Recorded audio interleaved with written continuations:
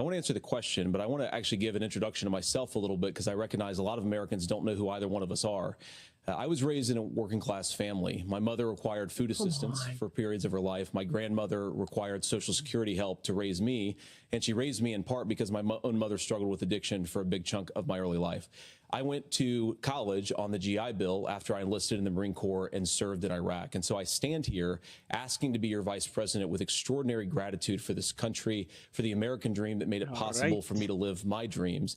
And most importantly, I know that a lot of you are worried about the chaos in the world and the feeling that the American dream is unattainable. I want to try to convince you tonight over the next 90 minutes that if we get better leadership in the White House, if we get Donald Trump back in the White House, the American dream is going to be attainable once again. To answer this particular question, we have to remember that as much as Governor Walz just accused Donald Trump of being an agent of chaos, Donald Trump actually delivered stability in the world, and he did it by establishing effective deterrence. People were afraid of stepping out of line. Iran, which launched this attack, has received over $100 billion in unfrozen assets thanks to the Kamala Harris administration.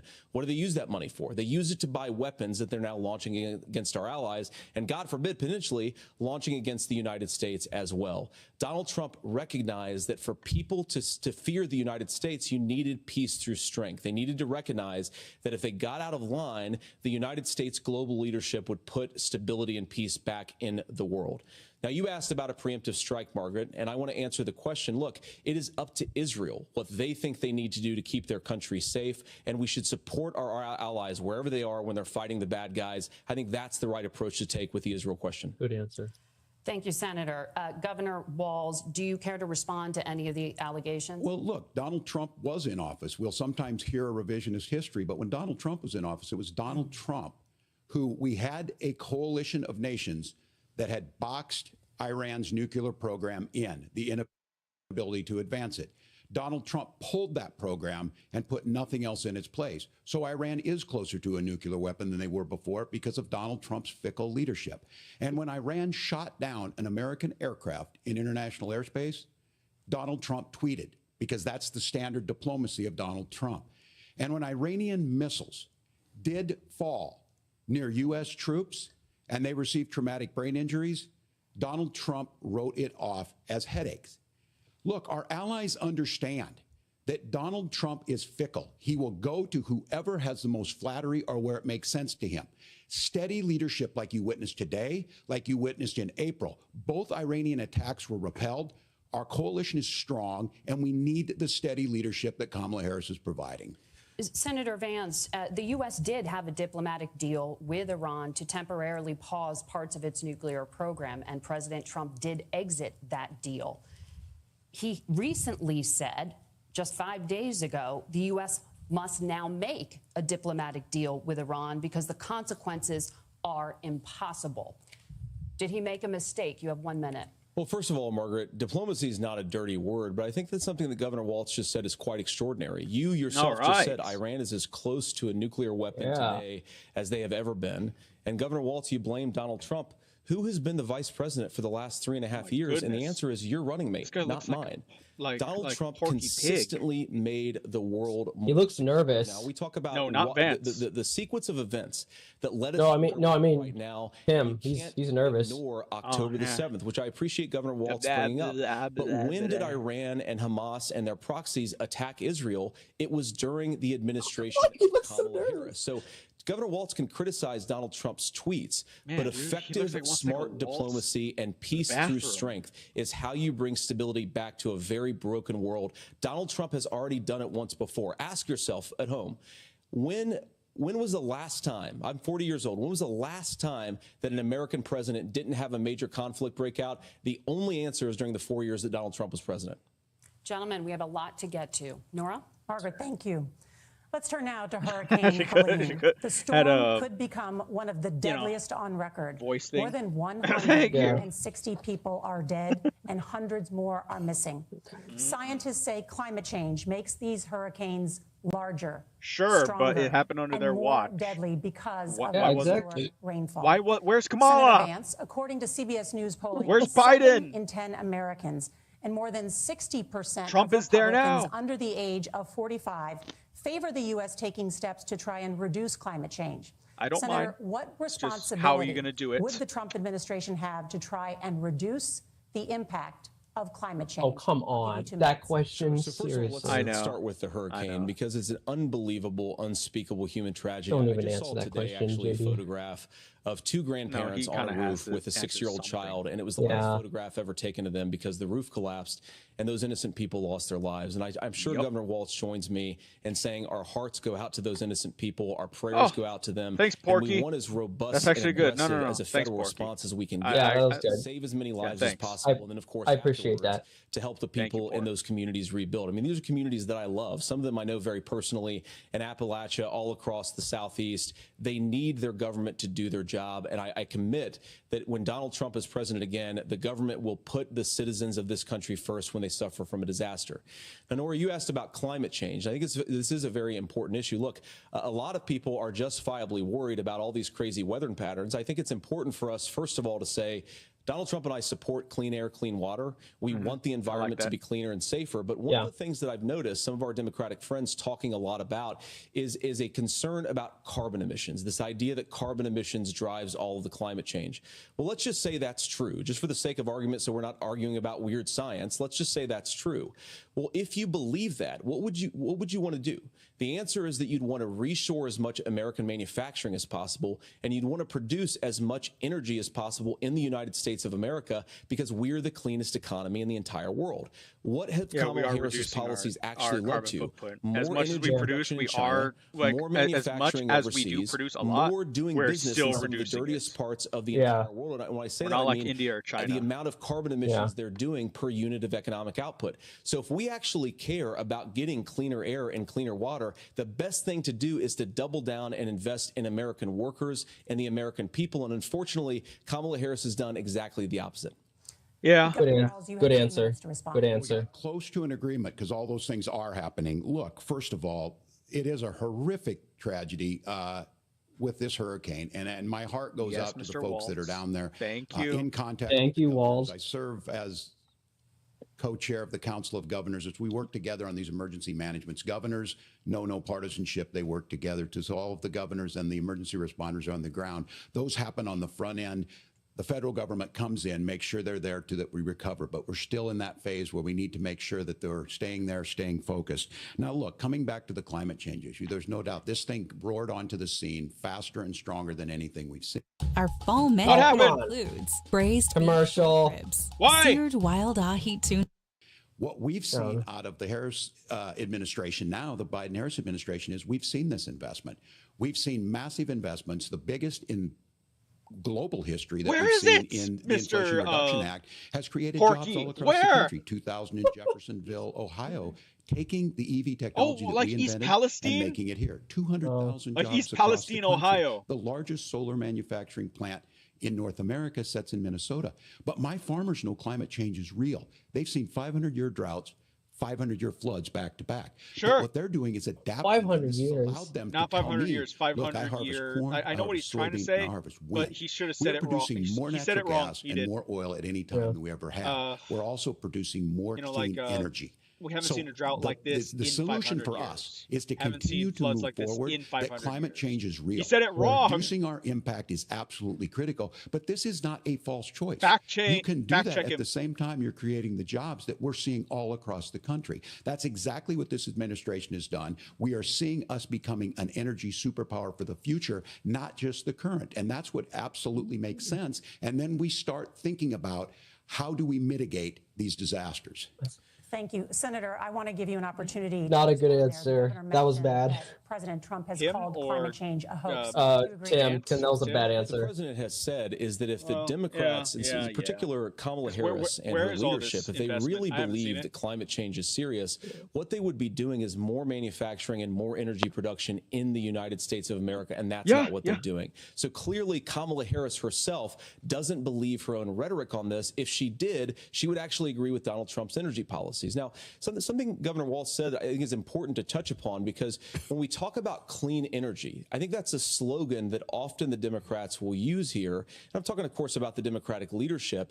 And the real issue is that if you're spending hundreds of millions or even billions of dollars of American taxpayer money on solar panels that are made in China, number one, you're going to make the economy dirtier. We should be making more of those solar panels here in the United States of America. Some of them are, Tim, but a lot of them are being made overseas in China, especially the components not Tim. What's his face? Solar panels. So if you correct. want to make the environment cleaner, you've got to invest in more energy production. We haven't built a nuclear facility, I think, one in the past 40 years. Natural gas, we got to invest more in it. Kamala Harris has done the opposite. That's raised energy prices and also meant that we're doing worse by the climate. Senator, your time is up. Governor, would you like to respond? Well, look, we're producing more natural gas than we ever have. There's no moratorium on that. We're producing more oil. But the folks know, and like I said again, these are not liberal folks. These are not folks that are Green New Deal folks. These are farmers that have been drought one year, massive flooding the next year. They understand that it makes sense. Look, that is true. Number one, no one's debating that, Mr. Tim. Topsoil from erosion from these massive storms. We saw it in Minnesota this summer.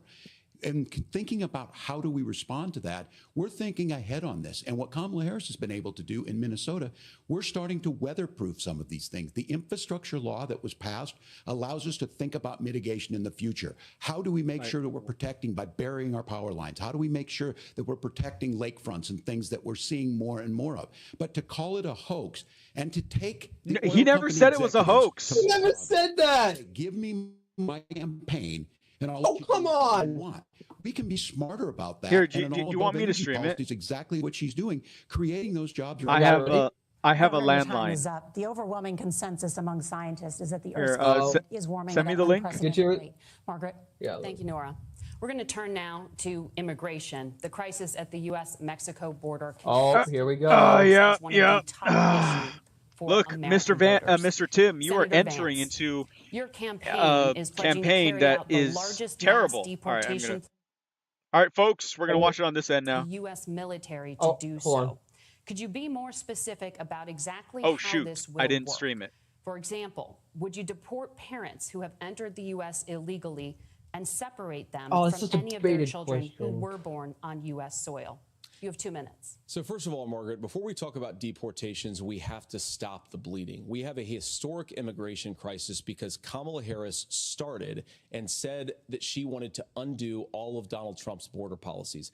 94 executive orders suspending deportations, decriminalizing illegal aliens, massively increasing the asylum fraud that exists in our system. That has opened the floodgates. And what it's meant is that a lot of fentanyl is coming into our country. I had a mother who struggled with opioid addiction and has gotten clean.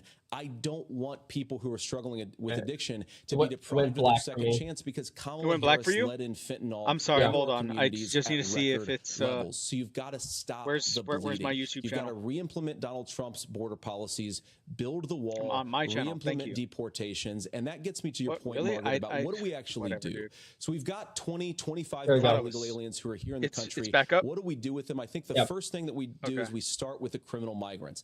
About 1 million of those people have committed some form of crime in addition to crossing the border illegally. I think you start with deportations on those folks.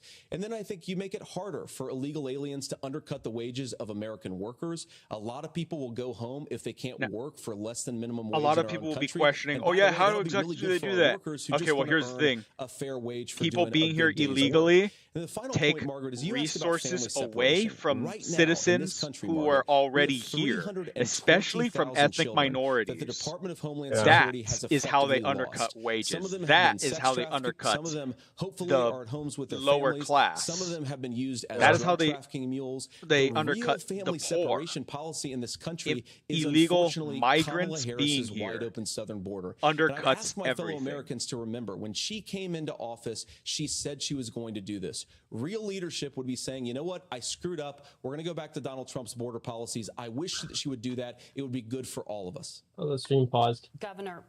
Oh, it did? Do you care to respond to any of the specific allegations, including that the vice president is, quote, letting in fentanyl and using kids as drug mules, among other things regarding children. The drug mule is not true, but I will say about this, because this is a crisis of this, the opioid crisis. And the good news on this is the last 12 months saw the largest decrease in opioid deaths in our nation's history.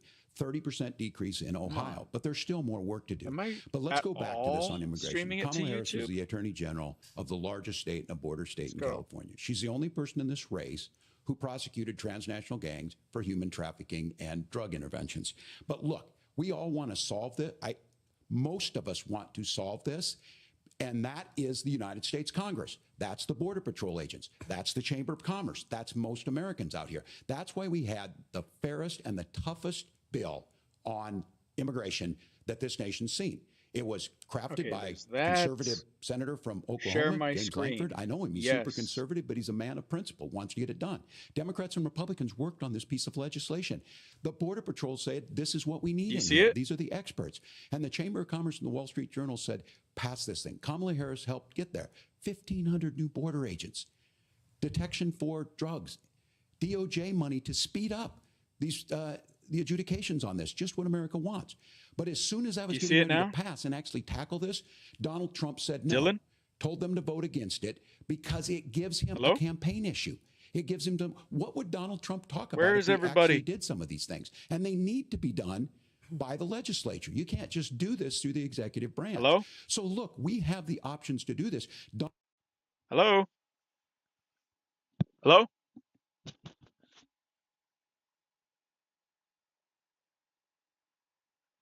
Skipped. Why did it skip?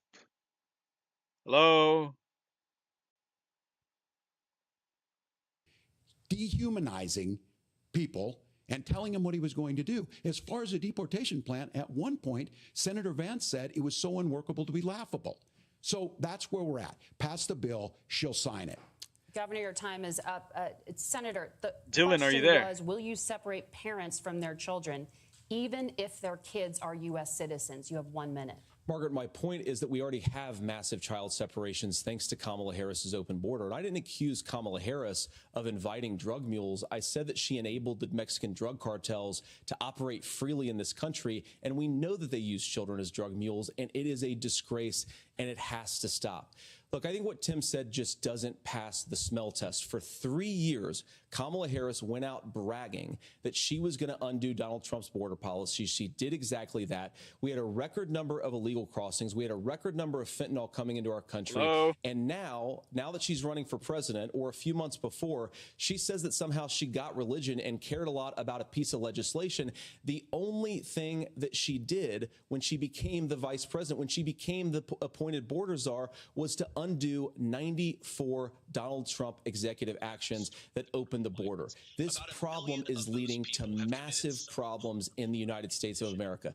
Parents who can't afford health care, schools that are overwhelmed. It's got to stop, and it will when Donald Trump is president again. Senator, your time is up. Governor, what about our CBS News polling, which does show that a majority of Americans, more than 50%, support mass deportations? Look, we fix this issue with a bill that is necessary, but the issue on this is what happens when you don't want to solve it.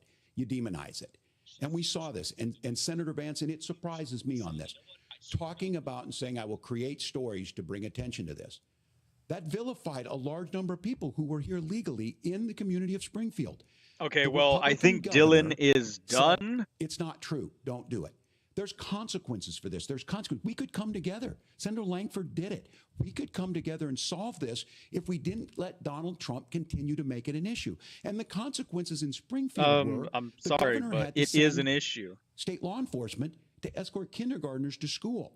I believe Senator Vance wants to solve this, but by standing with Donald Trump and not working together to find a solution, it becomes a talking point. And when it becomes a talking point like this, we dehumanize and villainize other human beings. Tim, Governor, your time is up. Senator, I'll give you 1 minute, but let me just ask you the question first. The governor has made the point, and I think as a sitting lawmaker, you know that Congress controls the purse strings and any funding. So you have said repeatedly that Donald Trump would, through executive action, solve this. Do you disagree that Congress controls the purse strings and would need to support many of the changes that you would actually want to implement. You have 1 minute. Let's just be blunt. Don't buy Microsoft. Don't buy Amazon. Don't buy NVIDIA. Don't buy Bitcoin. Patrol agents, they just want to be empowered to do their job. Of course, additional resources would help, but most of this is about the president and the vice president empowering law enforcement. What is this? To say, if you try to come across the border illegally, you've got to stay in Mexico. You've got to go back through proper channels. Now, Governor Walz brought up the community of Springfield, and he's very worried about the things that I've said in so Springfield. there's that. In Springfield, Where am Ohio, and in communities all across this country. What is going on? You've got schools A that are minute overwhelmed. ago, You've got I hospitals don't care. that are overwhelmed. You have got housing my that is totally frame rate is unaffordable dropping. because we brought in millions of illegal immigrants to compete with Americans for scarce homes. The people that I'm most worried about in Springfield, Ohio, are the American citizens who have had their lives destroyed by Kamala Harris's open border. It is a disgrace, Tim. And I actually think, I agree with you. I think you want to solve this problem, but I don't think that Kamala Harris does. Senator, your time is up. Governor, you have 1 minute to respond. Hello? There? Yeah, I'm here. You there? Yeah, I'm here. Okay.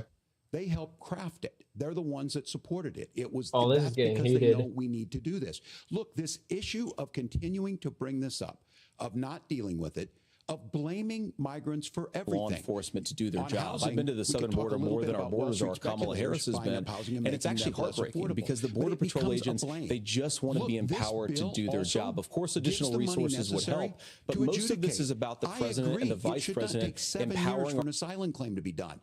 This bill gets it done in let's 90 see. days.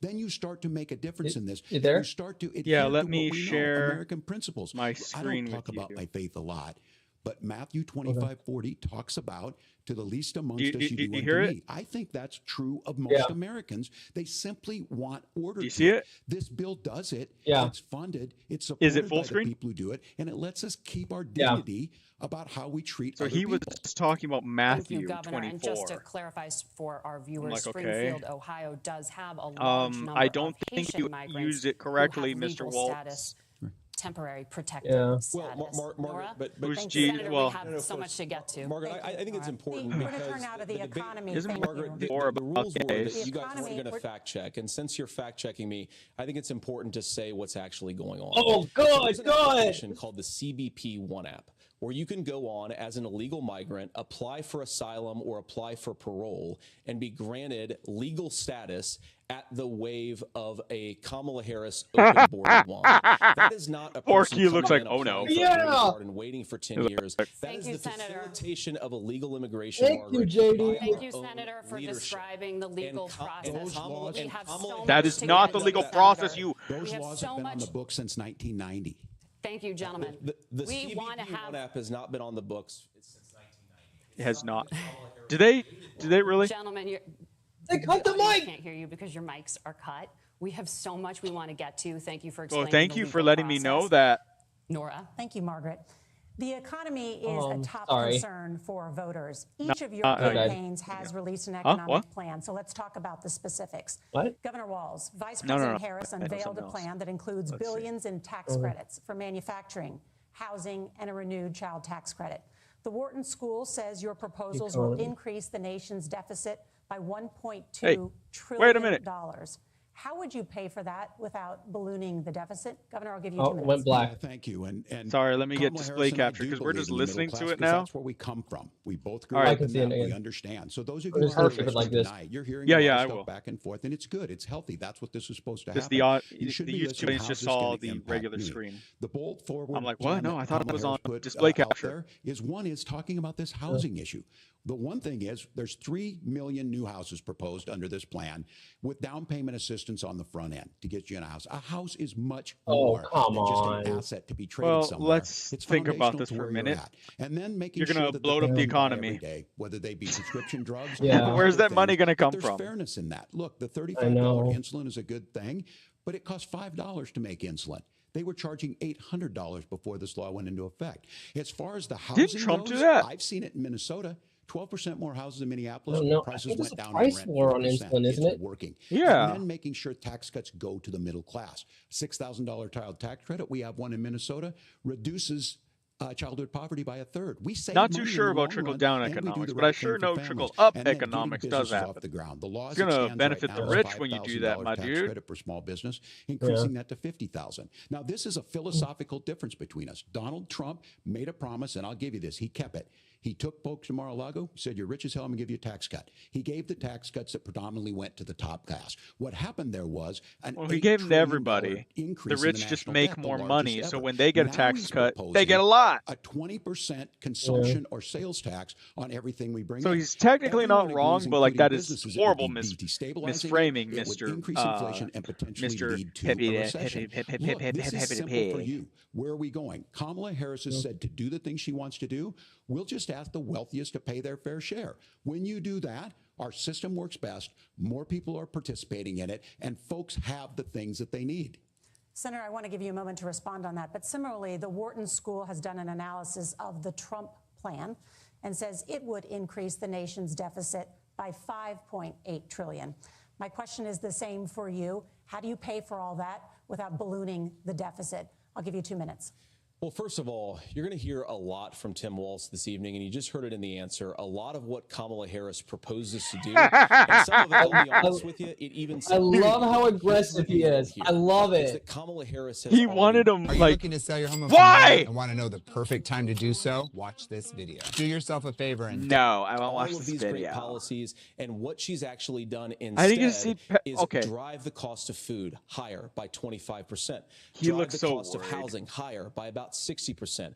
Open the American southern border and make middle-class life unaffordable for a large number of Americans. If Kamala Harris has such great plans for how to address middle-class problems, then she ought to do them now. Not when asking for promotion, but in the job the American people exactly. made for You are in 3.5 office years ago. now. And the fact that she isn't, well, she's vice president. About how much Biden stepped down. She's essentially acting now, Donald Trump's as president. Plan is not just a plan, do it but now. It's also a record.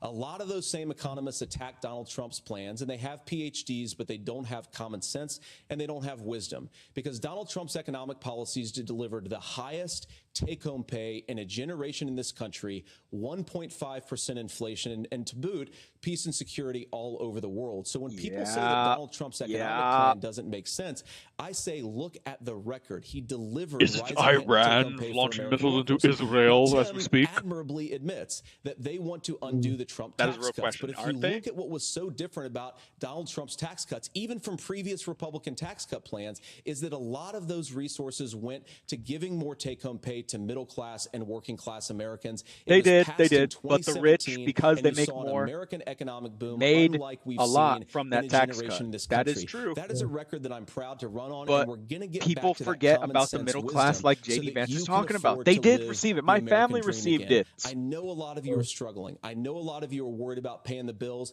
It's going to stop when Donald Trump brings back common sense to this country. Governor, do you want to respond to that? What has Kamala Harris done for the middle class? Yeah, well, Kamala Harris's day one was Donald Trump's failure on COVID that led to the collapse of our economy. We were already. You can tell the moderators want to be biased. They want to be. They want to be. Mr. Vance, he's given them the business because he has that D energy. Whether it was the Infrastructure Act or other things we moved. Now, you made a question about women know what I'm talking about. I've made a note of this.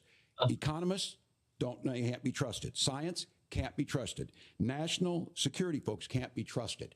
Look, if you're going to be president, you don't have all the answers. Donald Trump believes he does. My pro tip of the day is this. If you need heart surgery, listen to the people at the Mayo Clinic in Rochester, Minnesota, not Donald Trump. And the same thing goes with this. I agree, Mr. Timmy. Teachers, nurses, truck drivers, or whatever. How is it fair that you're paying your taxes every year and Donald Trump hasn't paid any federal tax in the last 15 years? Oh, come makes on. him smart. That makes him smart. You want to pay his taxes? Change the tax code. But to be honest, he tried to. You stopped him. You have a minute.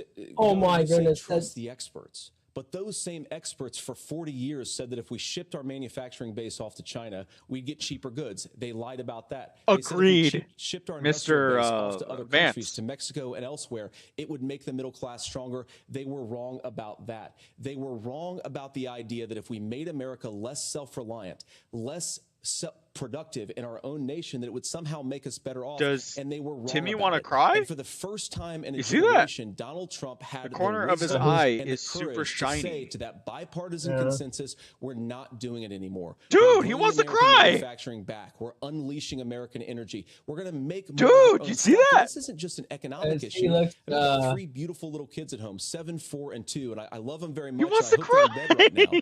But look, so many of the drugs, the pharmaceuticals that we put in the bodies of our children are manufactured by nations that hate us. This has to stop, and we're not going to stop it by listening to experts. We're going to stop it by listening to common sense wisdom, which is what Donald Trump governed on. Senator, your time is up. Governor Walz, can you address that? I mean, voters say they trust Donald Trump on the economy more. Why? Well, if you're listening tonight and you want billionaires to get tax cuts, you heard what the numbers were. And the middle class got them too. I'm a union guy on this. Come on. To ship things overseas, but the Teamsters don't support you. And corn. Yes, they don't. Partners. That's something that we believe in. Sick 'em, Dylan. Most concerns me on this is Donald Trump was the guy who created the largest trade deficit in American history with China. So the rhetoric is good. Much of what the senator said right there, I'm in agreement with him on this. I watched it happen too. I watched it to my communities, and we talked about Thank you, that. Timmy. But we had people undercutting the right to collectively bargain. We had right to work states made it more difficult. We had companies that were willing to ship it over, and we saw people profit. Folks that are venture capital in some cases, putting money into companies that were overseas. We're in agreement that we bring those home. Don't you support those companies too? Kamala Harris has a Don't those same companies more manufacturing jobs want you to win? May I respond to that? Yes. So appreciate that. So if you notice, what Governor Walz just did is he said, first of all, Donald Trump has to listen to the experts. And then when he acknowledged that the experts screwed up, he said, well, Donald Trump didn't do nearly as good of a job. That's a good job. He did. So what Tim Walz is doing, and I honestly, Tim, I think you got a tough job here because you've got to play whack-a-mole. I like how they are being cordial with each other. I like that. Rising take-home pay, which of course he did. You got to pretend that Donald Trump didn't deliver lower inflation, which of course he did. JD. And then you simultaneously got to defend Kamala Harris's atrocious economic record, which has made gas, groceries, and housing unaffordable for American citizens. I was raised by a woman who would sometimes go into medical debt so that she could put food on the table in our household. I know what it's like to not be able to afford the things that you need to afford. We can do so much better. To all of you watching, we can get back to an America that's affordable again. We just got to get back to common sense economic principles. I hope we have a conversation on health care then. Senator, Governor. Please. Thank you. Margaret? We have a lot to get to ahead, gentlemen, on many topics. But right now, Fake smile. Personal qualifications. The vice president is often. I wish we had a woman on the panel right now. So, I would ask the woman, be like, so do you think she's dry? Leadership qualities. Governor the woman would know what I'm talking about. You said you were in Hong Kong. Because the way this woman's acting, if we had a woman with us, of 1989. She'd probably give her Public 2 cents on Radio that. and other media outlets are reporting that you actually didn't travel to Asia until August of that year. Oh, this should be good. That discrepancy? Well, and to the folks out there who didn't get at the top of this, look, I grew up in small rural Nebraska, town of 400. Oh, this will be good. Town that you rode your bike with your buddies till the streetlights come on, and I'm proud of that service. I joined the National Guard at 17, worked on family farms, and then I used the GI Bill to become a teacher, passionate about it, a young teacher. My first year out, I got the opportunity in the summer of '89 to travel to China. 35 years ago, be able to do that. I came back home and then started a program to take young people there. We would take basketball teams, we would take baseball teams, we would take dancers, and we would go back and forth to China. The issue for that was to try and learn. Now, look, my community knows who I am. They saw where I was at. Look, I will be the first to tell you, I have poured my heart into my community. I've tried to do the best I can, but I've not been perfect. And I'm a knucklehead at times, but it's always been about that. Oh, my goodness gracious. Well, I'm glad he admitted it. And in Congress, I was one of the most bipartisan people working on things like farm bills that we got. I don't know, but I'll take your word on that, Mr. Tim. Were able to elect me to governor twice. So look, my commitment has been. I don't know if it was a good to make sure that governor I'm there for run, the people, but all right, to make sure that I get this right. I will say more. What do you think, Dill? Many times I will talk a lot. I think he's up in the rhetoric. I think this is he just lost the mail vote. Just saying that he just lost it. I learned a lot about China. I hear the critiques. He just lost I would it. make the case Tim that or Donald Vance Trump should have come on one of those trips with us. I guarantee you he wouldn't be Waltz and praising Vance. Xi Jinping about COVID. And I guarantee Waltz you just he lost the mail wouldn't start a vote. trade war that he ends up losing. So this is about trying to understand the world. It's about trying to do the best you can for your community. And then it's putting yourself out there and letting your folks understand what it is. My commitment, whether it be through teaching, which I was good at, or whether it was being a good soldier or was being a good member of Congress, those are the things that I think are the values that people care about. Governor, just to follow up I do not on that, mind the venture was, capitalists. Can you explain I think they are the most entrepreneurs All I said who on go this out was there I got with the there new that summer ideas. and misspoke on this. So I will just that's what I Flick said. from Bug's Life is a So I venture was capitalist. Hey, use my invention. Hong Kong This is and my new China invention. during the democracy protest. It will help.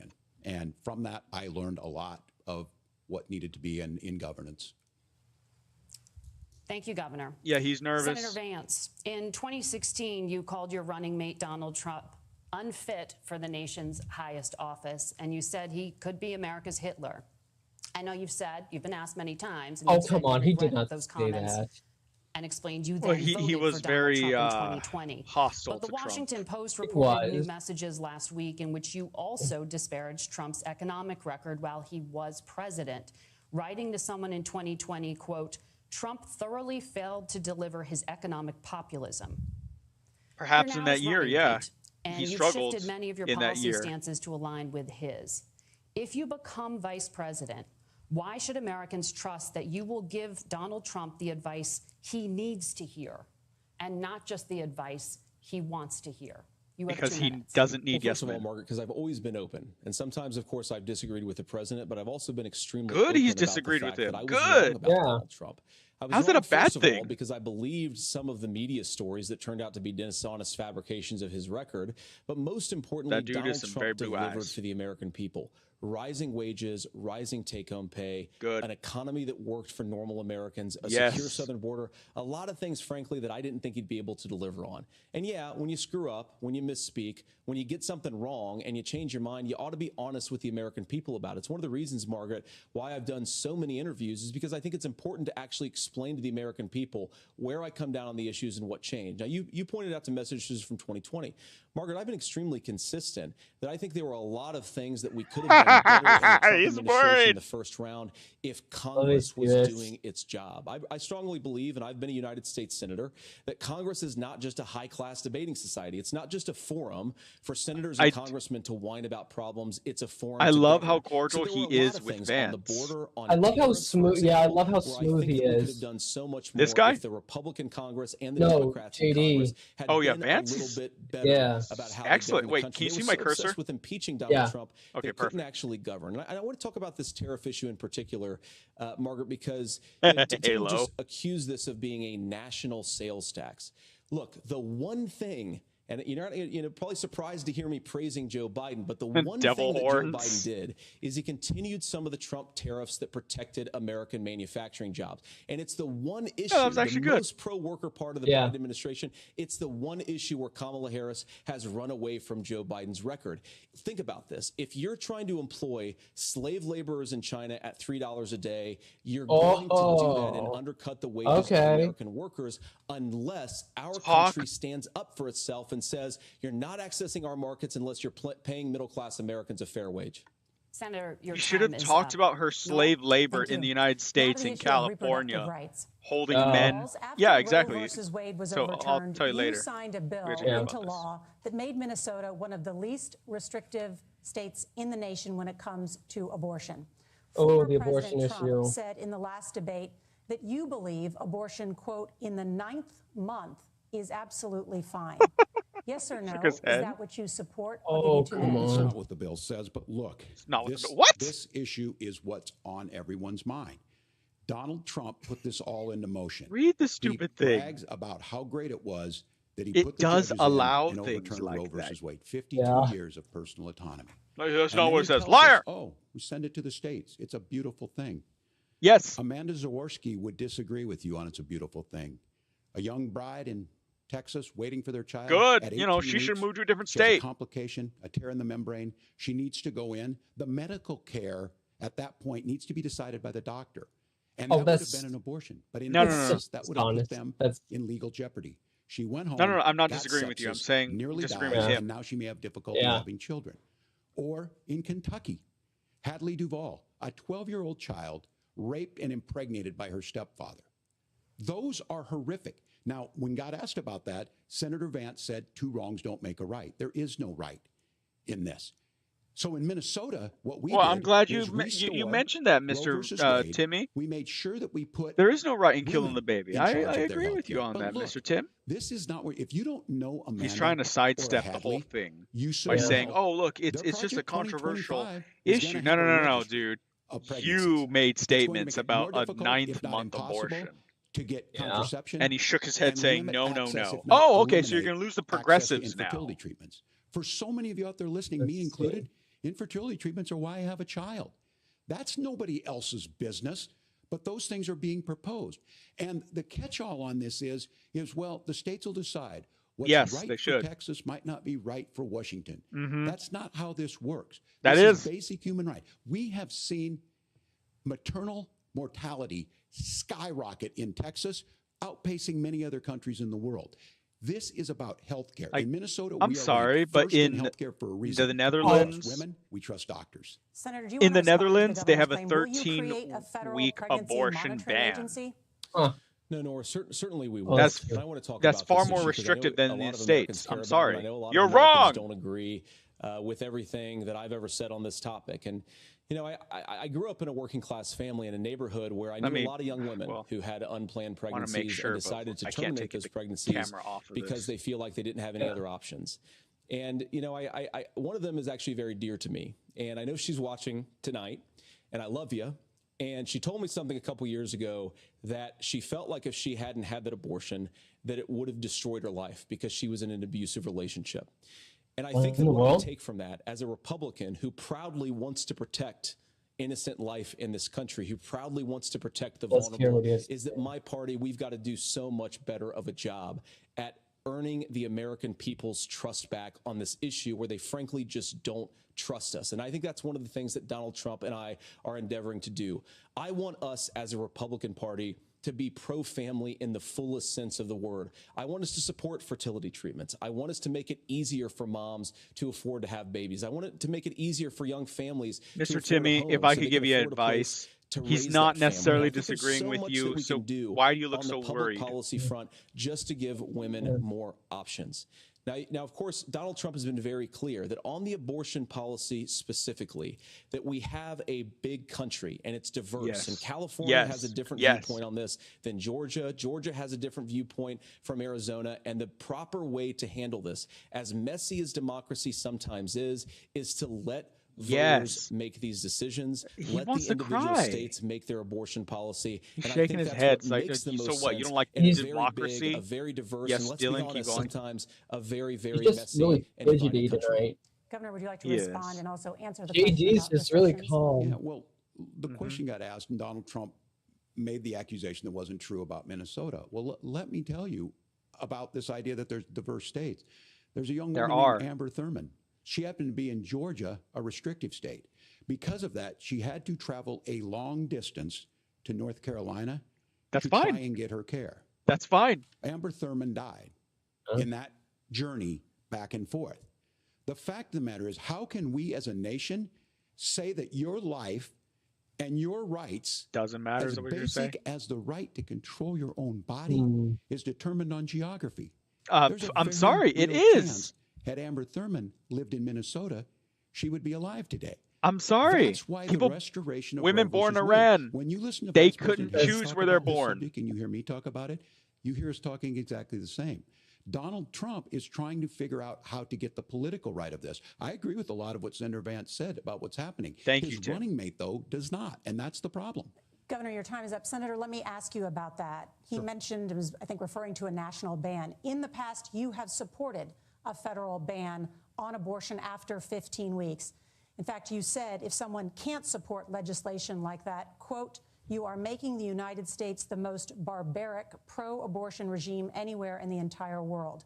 My question is, why have you changed your position? Well, Nora, first of all, I never supported a national ban. I did when I was I don't running know. for Senate in 2022 Dylan, talk did about he? setting some minimum national standard. I don't know. We have a This is the first time I'm hearing about this. in place in this country at the federal level. I don't think anybody's trying to get rid of that, or at least I hope not, though I know that Democrats have taken a very radical pro-abortion stance. But Nora, you know, one of the things that changed is in the state of Ohio, we had a referendum in 2023, and the people of Ohio voted overwhelmingly, by the way, against my position. And I think that what I learned from that, Nora, is that we've got to do a better job at winning back people's trust. So many young women would love to have families. So many young women also see an unplanned pregnancy as something that's going to destroy their livelihood, destroy their education, destroy their relationships. And we have got to earn people's trust back. And that's why Donald Trump and I are committed to pursuing pro-family policies, making child care more accessible, bring up his making faults. fertility treatments more accessible. His weaknesses. That was good, Vance. That was actually really good. Wow. Leadership is. Governor, your response. I'm going to respond on the pro-abortion piece of that. No, we're not. Yes, we're you are. Women. We're pro-freedom. No, you're not. Choice. We know what the implications are to not be that. What does that mean? Miscarriages, women not getting the care, physicians feeling like they may be prosecuted for providing that care. And as far as making sure that we're educating our children, said they're pro-women. Let me ask you this, Minnesota's Mr. Van. One of the lowest Tim. teen pregnancy rates.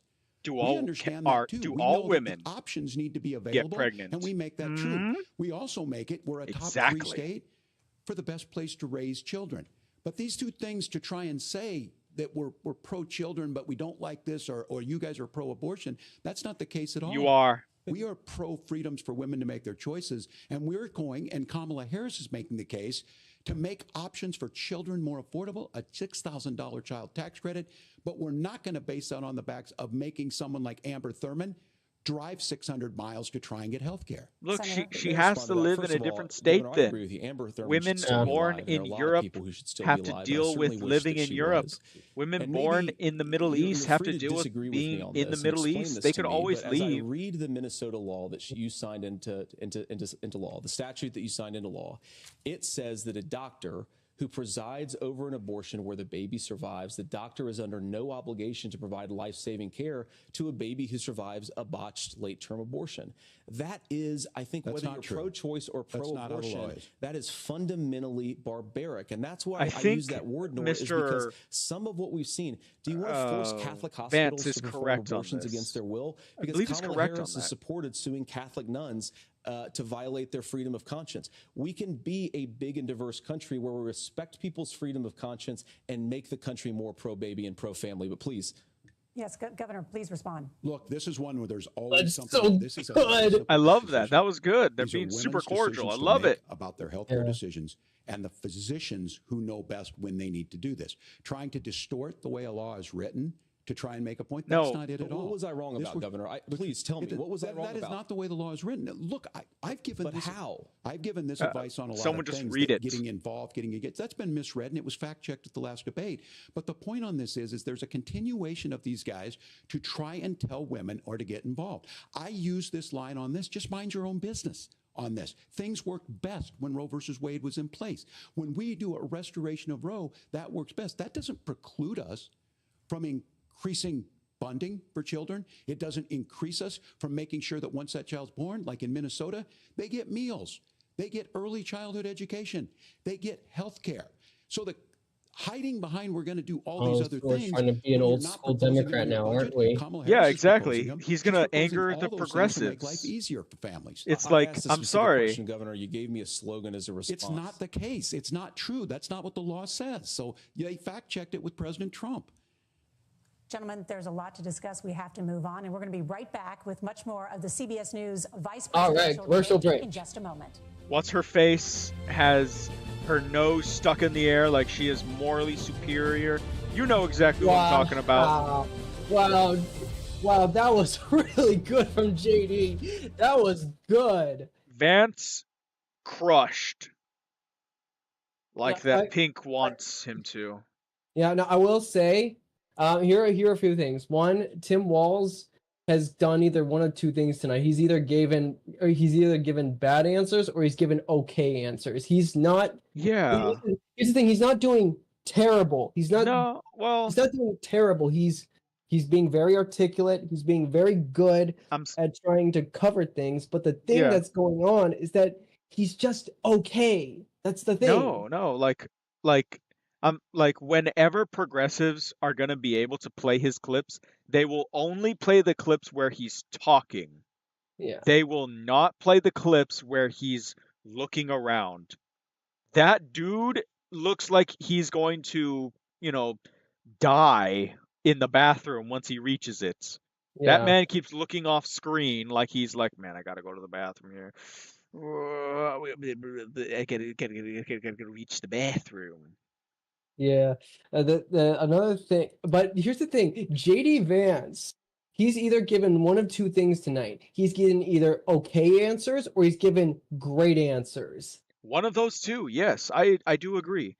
Mr. Tim, it's like, again, because I have to look at how the progressives... The Biden administration finally agreed to ban Peter Daszak and EcoHealth. Skip!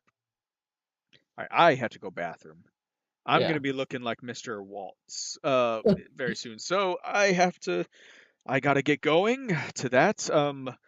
My dude, you're going to be left here alone, but I shall be back. All right. Sure thing. Sure. Keep them entertained, whoever's watching. All right. Oh, you're streaming this? Yeah. Oh, okay. Yeah, okay. Yeah, I'm heading out now. Bye. I'll be back. Okay. Bye. Okay, so here's the thing. Here's the way I see it. JD Vance gave either okay answers or he gave great answers. Now, I have to admit I was not entirely satisfied with with the answers on the border. I think he could have done better there. He did okay. He did good. It's just like I wish he would have gone a little. I wish he would have answered the question directly.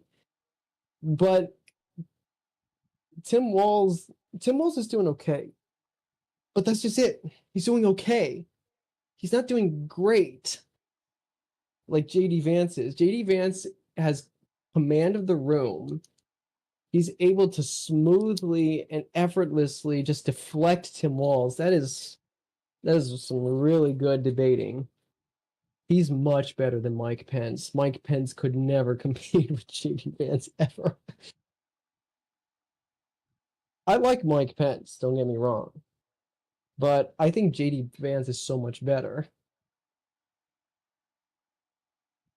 So I just hope that JD Vance can keep this up. I just hope he can keep it up, because what happened in the Biden-Trump debate in June is that Trump did really good in the first half of the debate, and then in the second half of the debate, he just kind of started running out of talking points.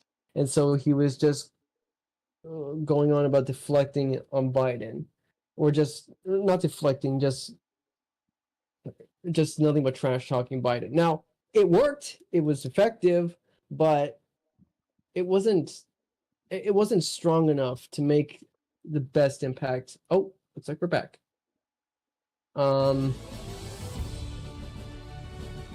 Okay.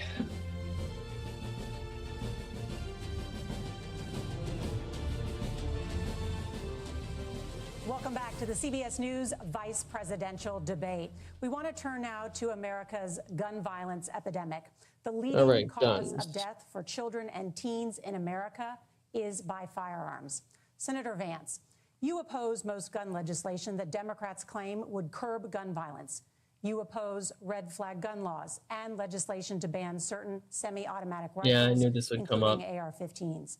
So let me ask you, earlier this year, for the first time, the parents of a school shooter were convicted of involuntary manslaughter and sentenced to 10 years in prison. Do you think holding parents responsible could curb mass shootings? I'll give you 2 minutes. Yeah, well, Nora, on that particular case, I don't know the full details, but I certainly trust local law enforcement and local authorities to make those decisions. I think in some cases the answer is going to be yes, and in some cases the answer is going to be no. And the details really matter here, of course. For example, if a kid steals a gun, that's going to be different than if a parent hands over a gun knowing that their kid is potentially dangerous. But look, I want to just sort of speak as a father of 3 beautiful little kids, and our oldest is now in 2nd grade. And like a lot of parents, we send our kids to school with such hope and such joy and such pride at their little faces on the first day of school. And we know, unfortunately, that a lot of kids are going to experience this terrible epidemic of gun violence. And of course, our hearts go out to the families that are affected by this terrible stuff. And we do have to do better. And I think that Governor Walz and I actually probably agree that we need to do better on this. The question is just, how do we actually do it? Now, here's something that really bothers me and worries me about this epidemic of violence. The gross majority, close to 90% in some of the statistics I've seen, of the gun violence in this country is committed with illegally obtained firearms. And while we're on that topic, we know that thanks to Kamala Harris's open border, we've seen a massive influx in the number of illegal guns run by the Mexican drug cartel. So that number, the amount of illegal guns in our country is higher today than it was 3.5 years ago. But what do we do about the schools? What do we do to protect our kids? And I think the answer is, and I say this not loving the answer, because I don't want my kids to go to school in a school that feels unsafe or where there are visible signs of security. But I unfortunately think that we have to increase security in our schools. We have to make the doors lock better. We have to make the doors stronger. We've got to make the windows stronger. And of course, we've got to increase school resource officers, because the idea that we can magically wave a wand and take guns out of the hands of bad guys, it just doesn't fit with recent experience. So we've got to make our schools safer. And I think we've got to have some common sense bipartisan solutions for how to do that. Governor, you have 2 minutes. Well, I think all the parents watching tonight, this is your biggest nightmare. Look, I got a 17-year-old, and he witnessed a shooting at a community center playing volleyball. Those things don't leave you. As a member of Congress, I sat in my office surrounded by dozens of the Sandy Hook parents, and they were looking at my 7-year-old picture on the wall. Their 7-year-old were dead, and they were asking us to do something. And look, I'm a hunter. I own firearms. The vice president is. We understand that the Second Amendment is there, but our first responsibility is to our kids to figure this out. In Minnesota, we've enacted enhanced red flag laws, enhanced background checks, and we can start to get data. The buybacks, huh? If we really what was this thing about Harris doing buybacks? Won't allow research to be even done on gun violence, and this idea that we should just live with it. And I here's what I do think, that this is a good start to the conversation. I 100% believe that Senator Vance hates it when these kids, it's abhorrent and it breaks your heart. I agree with that. But that's not far enough when we know there are things that worked. I've spent time in Finland and seen some Finnish schools. They don't have this happen, even though they have a high gun ownership rate in the country. There are reasonable things that we can do to make a difference. It's not infringing on your Second Amendment. And the idea tell us what you're going to do. These weapons out there, it just doesn't make any sense. Well, what are you going to do? As an attorney general, worked on this issue. She knows that it's there. No one's trying to scaremonger. What are you going to do? Your guns, but I ask all of you out there, do you want your schools hardened to look like a fort? Is that what we have to go? When we know there's countries around the world that their children aren't practicing these types of drills. They're being kids. We owe it to them to get a fix. These are things that shouldn't be that difficult. You can still keep your firearms, and we can make a difference. We have to. If you're listening tonight, this breaks your heart. Senator? Tim, first of all, I didn't know that your 17-year-old witnessed a shooting. And I'm sorry about that, and I hope that he's doing okay. Christ have mercy. It is awful. And I appreciate what Tim said, actually, about Finland, because I do think it illustrates some of the frankly weird differences between our own country's gun violence problem and Finland. Is okay, first of all, we have way higher rates of mental health abuse, or mental health substance abuse. We have way higher rates of depression, way higher rates of anxiety. We unfortunately have a mental health crisis in this country that I really do think that we need to get to the root causes of, because I don't think it's the whole reason why we have such a bad gun violence problem, but I do think it's a big piece of it. Another driver of the gun violence epidemic, especially that affecting our kids, it doesn't earn as many headlines, but is the terrible gun violence problem in a lot of our big cities. And this is why we have to empower law enforcement to arrest the bad guys, put them away, and take gun offenders off the streets. I think there's a whole host of things that we can do here, but I do think at our schools we've got to talk at least about an more answer. security. Senator, thank you. Governor, you That's at least an previously opposed the answer. assault weapons ban, but it's only later in your political career did you change your position. Why? Yeah, I sat in that office with those Sandy Hook parents. I've become friends with school shooters. I've seen it. Look, the NRA, I was the NRA guy for a long time. They used to teach gun safety. I'm of an age where my shotgun was in my car so I could pheasant hunt after football practice. That's not where we I'm live sure today. you did. And I'm sure you several did. things I want to mention on this is talking about cities and where it's at. The number one where the most firearm deaths happen in Minnesota are rural suicides. And we have an epidemic of children getting guns and shooting themselves. And so we have, and we should look at all of the issues, making sure folks have health care and all that, but I want to be very careful. This idea of stigmatizing mental health, just because you have a mental health issue doesn't Oh, come on. And I think what we end up doing Oh, is come on. scapegoat. Sometimes it just You're is the guns. scapegoating right now. It's just the guns, and there are things that you can do about it. But I do think that this is one, and I think this is a healthy conversation. I think there's a capacity to find solutions on this that work, protect Second Amendment. Well, what are you going to do? That's our priority. Tell us Thank what you want to do. Advance at least gave an answer. Let's turn now to the top contributor to inflation, the high cost of housing and rent. Yeah. There's a shortage of more than 4 million homes in the United States, and that contributes to the high housing prices. Governor Walz, the Harris campaign promises a $25,000 down payment assistance for first-time home buyers and a $10,000 tax credit. They also promise to build 3 million new homes. Where are you building these homes, and won't handing out that kind of money just drive up prices higher? No, it's not handing out. First, let me say this issue of housing, and I think those of you listening on this, the problem we've had is that we've got a lot of folks that see housing as another commodity. It can be bought up, it can be shifted, it can be moved around. Those are not folks living in those houses. Those of you listening tonight, that house is a big deal. I bought and owned one house in my life. My mom still lives in the house where I was. And when I think of a house, I'm thinking of Christmas services after midnight mass where you go with your family. We need to make it more affordable. And one of the things, as I said, this program that the vice president is pushing forward and bringing a new way of approaching this is something we're doing in Minnesota from that lead. What does that mean? What do you mean? In making sure our housing was the biggest investment that we'd ever made in housing. It starts to make it easier. We cut some of the red tape. Local folks, look, we can't do it at the federal level, but local folks make it easier to build those homes. And then that down payment assistance. I can tell all of you out there, certainly for me, using the GI Bill was one thing, but a veteran's home loan, the big thing about a veteran's home loan is you don't have to pay the down payment. Those are things that make it there. Now, look, you're going to pay it back and you're going to pay your mortgage. Those are things that we know in the long run, the appreciated value, the generational wealth that's created from it. And I will give Minneapolis an example. Minneapolis is the one city where we've seen the lowest inflation rates. We've seen a 12% increase in stock because we've put some of these things in, and we're implementing a state program to make sure we give some of that down payment assistance. We get it back from people because here's what we know.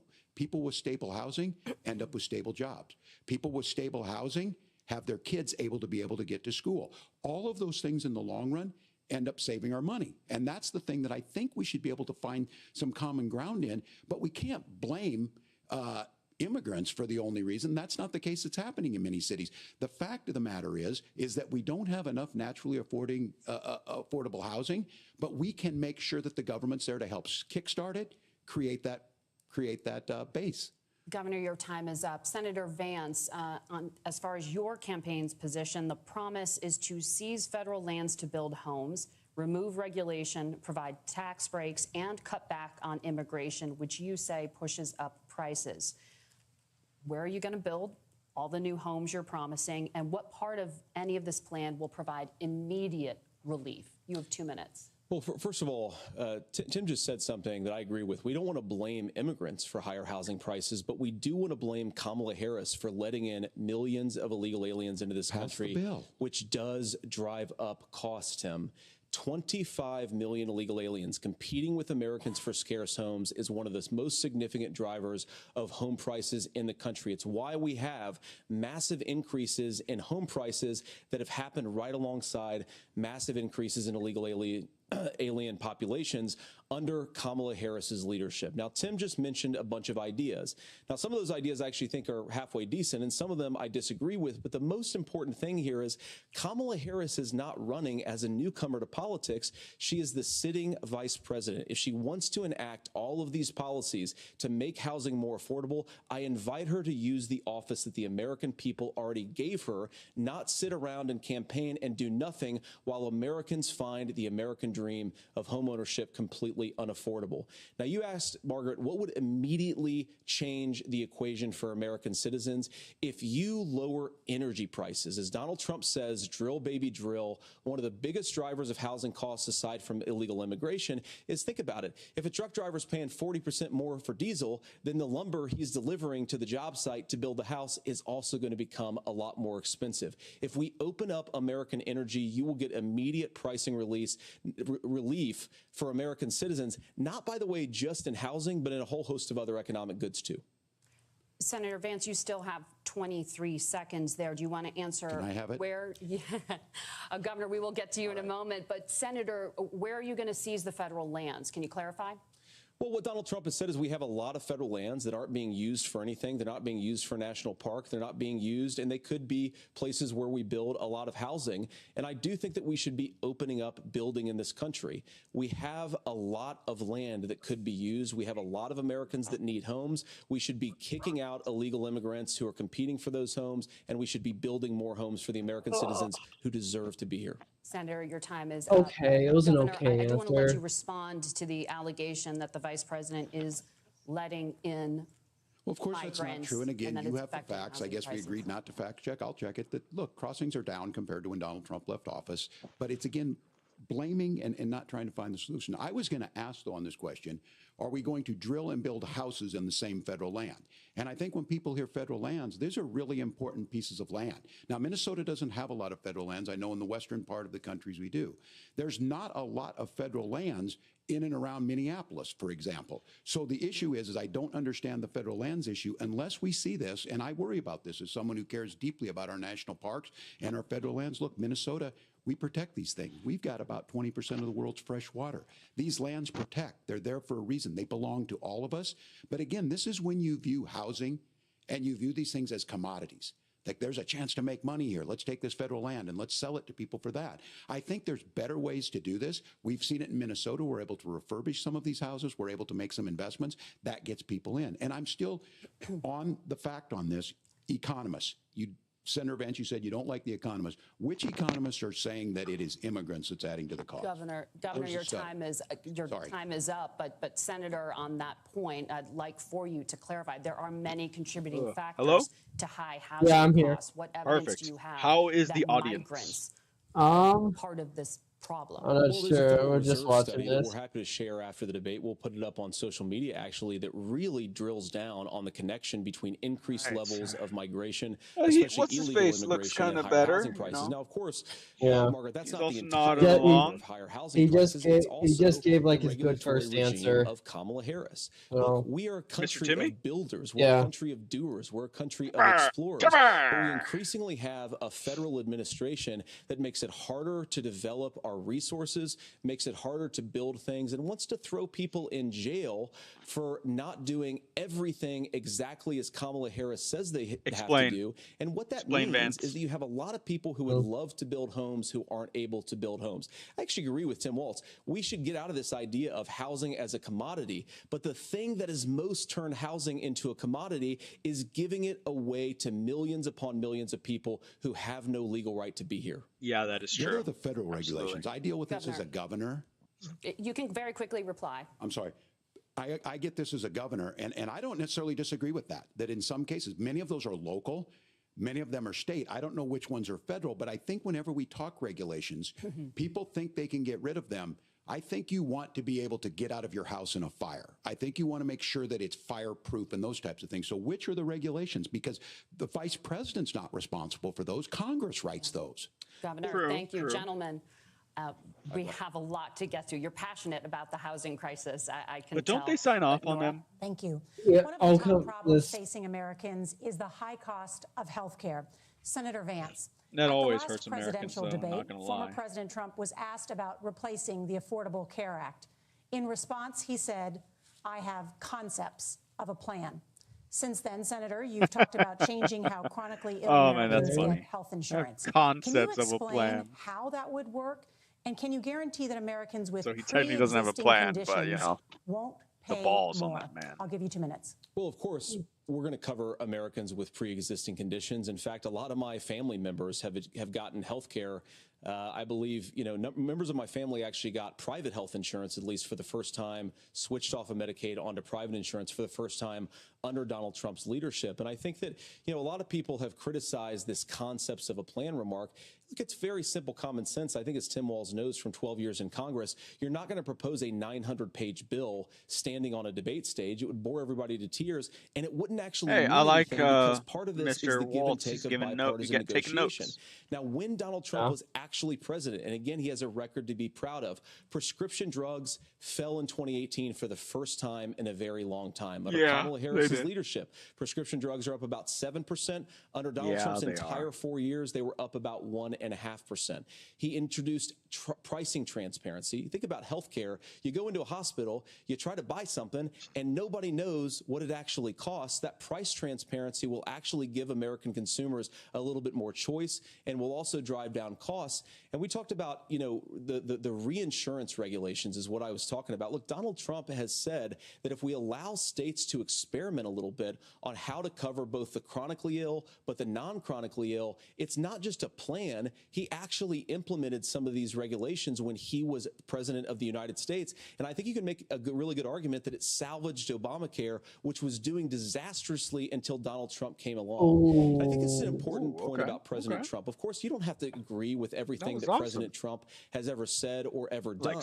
But when Obamacare was crushing under the weight of its own regulatory burden and healthcare costs, Donald Trump could have destroyed the program. Instead, he worked in a bipartisan way to ensure that Americans had access to affordable care. It's not perfect, of course, and there's so much more that we can do, but I think that Donald Trump has earned the right to put in place some better healthcare policies. He's earned it because he did it successfully the first time. Governor? What do you think? Oh, no. This old guy gives you some history.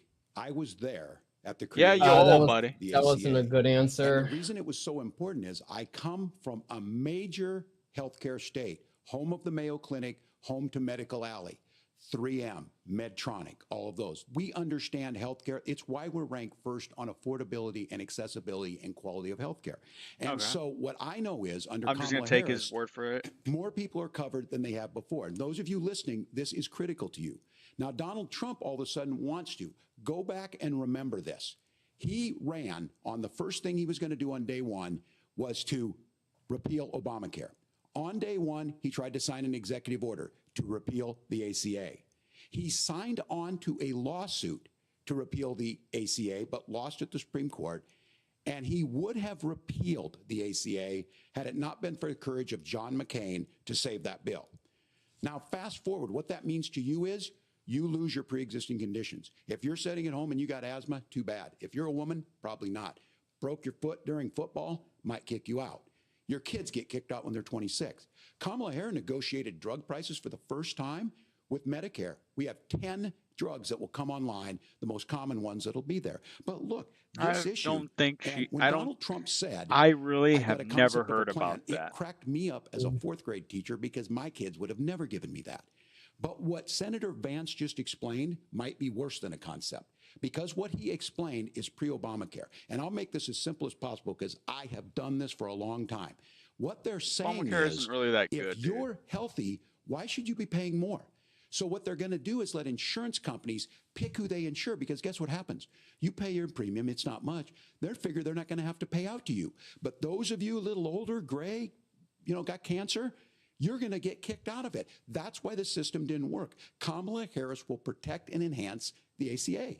Thank you, Senator. You how? Explained and how they no, it's the ACA is not that good. You need to improve it or get rid of it. I don't want to get rid of it. I want to improve it. Conditions. We want to keep those regulations in place, but we also want to make the health insurance marketplace if you improve it to the point that it doesn't look anything like how it used to. Not true. Hey, you have yourself something new. What happened, and the reason that Obamacare was crushing under its own weight, is that a lot of young and healthy people were leaving the exchanges. Donald Trump actually helped address that problem, and he did so in a way that preserved people's access to coverage who had pre-existing conditions. But again, something that these guys do is they make a lot of claims about if Donald Trump becomes president, all of these terrible consequences are going to ensue. But in reality, Donald Trump was president. Inflation was low. Take-home pay was higher. And he saved the very program from a Democratic administration that was collapsing and would have collapsed absent his leadership. He did his job, which is govern in a bipartisan way and get results, not just complain about problems, but actually solve them. Governor, did enrollment under the... I don't think that Rusty would be here today if it wasn't for the farmer's dog. He was always... Let's skip. People are using it. The system works. And the it's not the best system, dude. That's the individual mandate piece of this. It works to, you know, get people saying, well, in debt. My mother has to sign off on those things. I think the idea of making sure the risk pool is broad enough to cover everyone, that's the only way insurance works. When it doesn't, it collapses. You are asking pre-ACA where we get people out. Look, people know that they need to be on health care. People expect it to be there. And when we are able to make it, and we are making it this way, when we incentivize people to be in the market, when we help people who might not be able to afford it get there, and we make sure then when you get sick and old, it's there for you. Because I heard people say, well, I don't want to buy into Medicare or whatever. Good luck buying health care once you get past 70. So look, the ACA works. We can continue to do better. Kamala Harris did that. The way she made everything better was negotiating those 10 drugs on Medicare for the first time in American history. Not everything's better. Margaret, can I address that? I apologize. We're out of time. We have a number of subjects to discuss. Margaret? Let's talk about families in America. There is a child care crisis in this country, and the United States is one of the very few developed countries in the world without a national paid leave program for new parents. Governor Walz, you've said that if Democrats win both the White House and Congress, this is a day one priority for you. How long should employers be required to pay workers while they are home taking care of their newborns? You have 2 minutes. Yeah, well, that's negotiable, and that's what Congress worked. But here's what the deal is. Americans sitting out there right now, you may work for a big company. Look, we're home in Minnesota to some of the largest Fortune 500 companies. Kamala Harris knows that in California.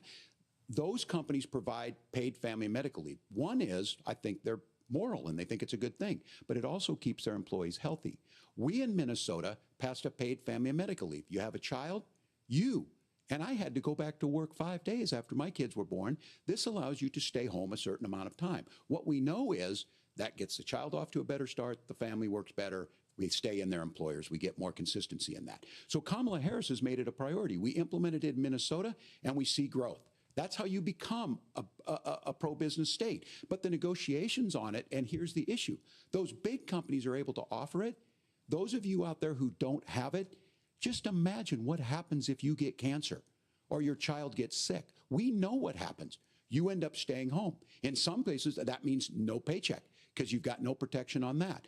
This is the case of an economy that Donald Trump has set for the wealthiest amongst us. He's willing to give those tax breaks to the wealthiest. He's willing to say, bust those unions up, do whatever.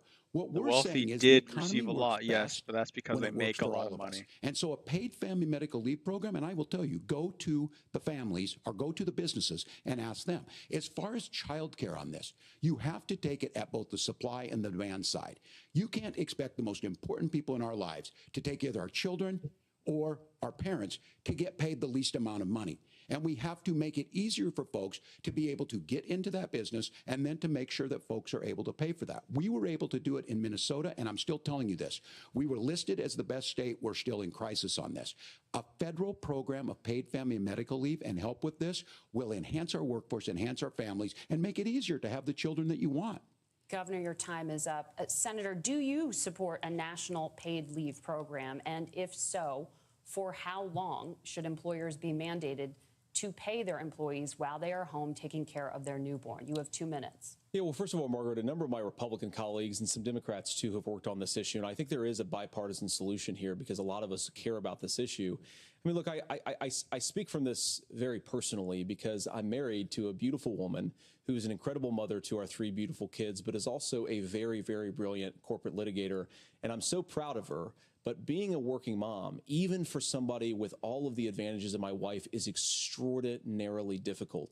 And it's not just difficult from a policy perspective. She actually had access to paid family leave because she worked for a bigger company. But the cultural pressure on young families and especially young women, I think makes it really hard for people to choose the family model they want. A lot of young women would like to go back to work immediately. Some would like to spend a little time home with the kids. Some would like to spend longer at home with the kids. We should have a family care model that makes choice possible. And I think this is a very important substantive difference between Donald Trump and Kamala Harris's approach. I mean, look, if you look at the federal programs that we have that support paid family leave right now, the Community Development Block Grant, and there's another block grant program that spends a lot of money from the federal government. These programs only go to one kind of child care model. Let's say you'd like your church maybe to help you out with child care. Maybe you live in a rural area or an urban area and you'd like to get together with families in your neighborhood to provide child care in the way that makes the most sense. You don't get access to any of these federal monies. We want to promote choice in how we deliver family care and how we promote child care because, look, it is unacceptable. And, you know, of course, Tim and I have been on the campaign trail a lot the past 7 or 8 weeks. And one of the biggest complaints I hear from young families is people who feel like they don't have options, like they're choosing between going to work or taking care for their kids. That is an incredible burden to put on American families. We're the only country that does it. I think we could do a heck of a lot Answer better. the question. Senator, thank you. Answer the question. You have also said, Senator Vance, many things about the American family. The Federal Reserve says parents will spend nearly as much on child care as they do on housing each month. So I want to get your thoughts on this. President Trump recently said, as much as child care is talked about as being expensive, it's relatively speaking not very expensive compared to the kinds of numbers we'll be taking in. Is President Trump committed to the $5,000 per child tax credit that you have described? You have 1 minute. Well, what President Trump said, Margaret, I just want to defend my running mate here a little bit, is that we're going to be taking in a lot of money by penalizing companies for shipping jobs overseas and penalizing countries who employ slave laborers and then ship their products back into our country and undercut the wages of American workers. It's the heart of the Donald Trump economic plan. Cut taxes for American workers and American families. Cut taxes for businesses that are hiring and building companies in the United States of America, but penalize companies and countries that are shipping jobs overseas. That's the heart of the economic proposal. And I think what President Trump is saying is that when we bring in this additional revenue with higher economic growth, we're going to be able to provide paid family leave, child care options that are viable and workable for a lot of American families. Can you clarify how that will solve the child care shortage? Well, because as Tim said, a lot of the child care shortage is we just don't have enough resources going into the multiple people who could be providing family care options. And we're going to have to, unfortunately, look, we're going to have to spend more money. We're going to have to induce more people to want to provide child care options for American families, because the reason it's so expensive right now is because you've got way too few people providing this very essential service. Thank you, Senator. Governor Walz, your ticket also has some child care tax credit proposals. Do you think Congress will agree to the $6,000 credit for newborns and $3,000 credit for children over the age of 6, as your campaign has promised? Is that realistic? Well, if these members of Congress are listening to anybody, I can tell you, and this is the biggest issue. Everybody listening tonight knows. I mean, I'm sure they were shocked to hear it's not that expensive. And let's be clear, whether it's $5,000 or $6,000, that pays you about 3 or 4 months. Let's be clear of where we're at on this. It's because we got out of an imbalance on this. We thought we were going to get by not paying people. I don't think Senator Vance and I are that far apart. I'm not opposed to what he's talking about on options. We've done scholarships types of things. I think we need to be open to making the case. But the issue here is, the question you asked is, you're not going to pay for it with these tariffs. That's just adding another $4,000 on the family and taking less. So not only do they not get the money to pay for that, they're $4,000 in the hole. That's Wharton School. That's his alma mater. And so I think the issue here is, if those members of Congress, I can't believe they're not. When I go to businesses, sure, they'll talk about taxes sometime, but they will lead with childcare and they will lead with housing, because we know the problem is, especially in a state like Minnesota, we need more workers because our economy's growing, but we need the workforce. Governor, thank you. We need to move on. Nora? Let's talk about the state of democracy, the top issue for Americans after the come economy on. and inflation. After the 2020 election, President Trump's campaign and others filed 62 lawsuits contesting the results. Judges, including those appointed by President Trump and other Republican presidents, looked at the evidence and said there was no widespread fraud. The governors of every state in the nation, Republicans and Democrats, certified the 2020 election results and sent a legal slate of electors to Congress for January 6th. Come Senator on. Vance, you have said you would not have certified the last presidential election and would have asked the states to submit alternative electors. That has been called unconstitutional and illegal. Would you again seek to challenge this year's election results, even if every governor certifies the results? I'll give you 2 minutes. Well, Nora, first of all, I think that we're focused on the future. We need to figure out how to solve the inflation crisis caused by Kamala Harris's policies, make housing affordable, make groceries affordable, and that's what we're focused on. But I want to answer your question because you did ask it. Look, what President Trump has said is that there were problems in 2020, and my own belief is that we should fight about those issues, debate those issues peacefully in the public square, and that's all I've said, and that's all that Donald Trump has said. Remember, he said that on January the 6th, the protesters ought to protest peacefully. And on January the 20th, what happened? Joe Biden became the president.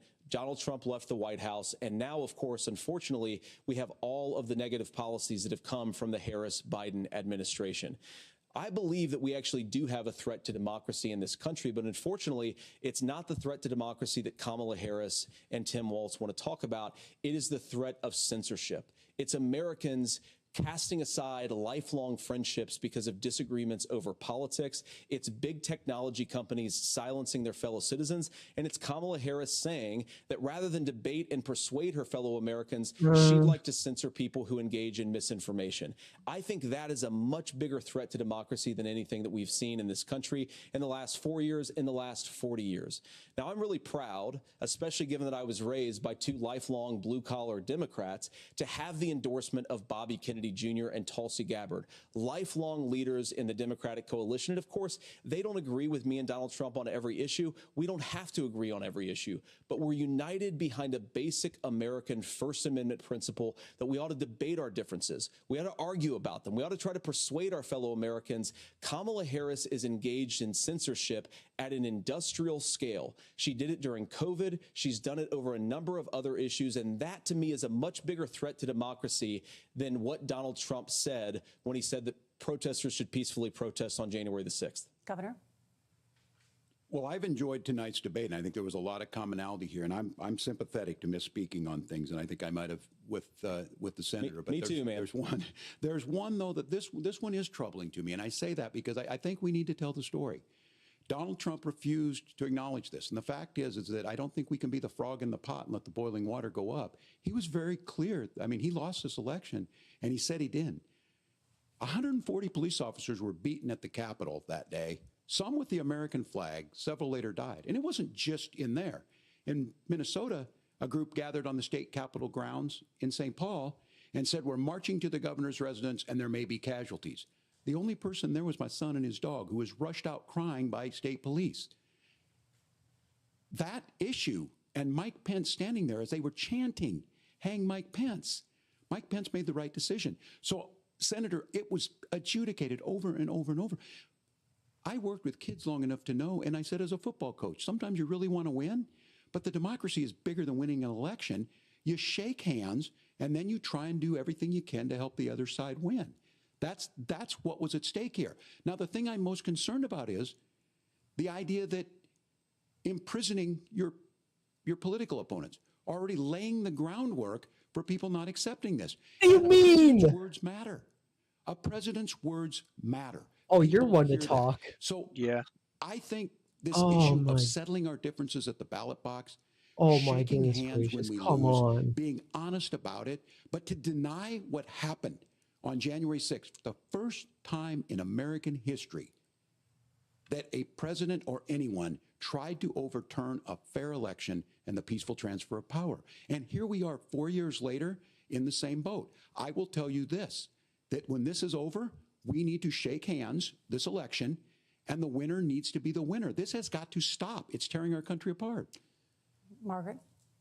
Senator Vance, did you want to respond to that? Yeah, well, look, Tim, first of all, it's really rich for Democratic leaders to say that Donald Trump is a unique threat to democracy when he peacefully gave over power on January the 20th, as we have done for 250 years in this country. We are going to shake hands after this debate and after this election. And of course, I hope that we win, and I think we're going to win. But if Tim Walz is the next vice president, he'll have my prayers, he'll have my best wishes, and he'll have my help whenever he wants it. But we have to remember that for years in this country, Democrats protested the results of elections. Hillary Clinton in 2016 said that Donald Trump had the election stolen by Vladimir Putin because the Russians bought like $500,000 worth of Facebook ads. This has been going on for a long time. And if we want to say that we need to respect the results of the election, I'm on board. But if we want to say, as Tim Walz is saying, that this is just a problem that Republicans have had, I don't buy that. Governor. January 6th was not Facebook ads. And I think a revisionist history on this. Look, with a lot of things going on, especially with the cops, know what I mean? Point. But the issue was men on one side. Donald Trump can do it. And all of us say there's no place for this. It has massive repercussions. This idea that there's censorship to stop people from threatening to kill someone, threatening to do something, that's not censorship. Censorship is book banning. We've seen that. We've seen that brought up. I just think for everyone tonight, and I'm going to thank Senator Vance. I think this is the conversation they want to hear. And I think there's a lot of agreement. This is one that we are miles apart on. This was a threat to our democracy in a way that we had not seen. And it manifested itself because of Donald Trump's inability to say. He is still saying he didn't lose the election. I would just ask that. Did he lose the 2020 election? Tim, I'm focused on the future. Did Kamala Harris censor Americans from speaking their mind in the wake of the 2020 COVID situation? That is a damning non-answer. It's a damning non-answer for you to not talk about censorship. Obviously, Donald Trump and I think that there were problems in 2020. We've talked about it. I'm happy to talk about it further. But you guys attack us for not believing in democracy. The most sacred right under the United States democracy is the First Amendment. You yourself have said there's no First Amendment right to misinformation. Kamala Harris wants to use the power of government and big tech to silence people from speaking their minds. That is a threat to democracy that will long outlive this present political moment. I would like Democrats and Republicans to both reject censorship. Let's persuade one another. Let's argue about ideas, and then let's come together afterwards. You can't yell fire in a crowded theater. That's the test. That's the Supreme Court test. Tim, fire in a crowded theater. You guys wanted to kick people off of Facebook for saying that toddlers shouldn't wear masks. Senator, the governor does have the floor. Fire in a crowded theater. That is criticizing the policies of the government, which is the right of every American. Senator, the governor does have the floor for 1 minute to respond to you. Yeah. Well, I don't run Facebook. What I do know is I see a candidate out there who refused, and now again, and this I'm pretty shocked by this. He lost the election. This is not a debate. It's not anything anywhere other than in Donald Trump's world. Because look, when Mike Pence made that decision to certify that election, that's why Mike Pence isn't on this stage. What I'm concerned about is, where is the firewall with Donald Trump? Where is the firewall if he knows he could do anything, including taking an election, and his vice president's not going to stand to it? That's what we're asking you, America. Will you stand up? Will you keep your oath of office, even if the president doesn't? And I think Kamala Harris would agree. She wouldn't have picked me if she didn't think I would do that, because of course that's what we would do. So America, I think you've got a really clear choice on this election of who's going to honor that democracy and who's going to honor Donald Trump. Governor, your time is up. Thank you, gentlemen. We will be right back with both of our candidates. The CBS News vice presidential debate continues. What do you think? Okay, so JD was okay in this part. Tim Walz started to get the upper hand. So I think he had a bit of a better run in the second half. But what do you think? Are you there?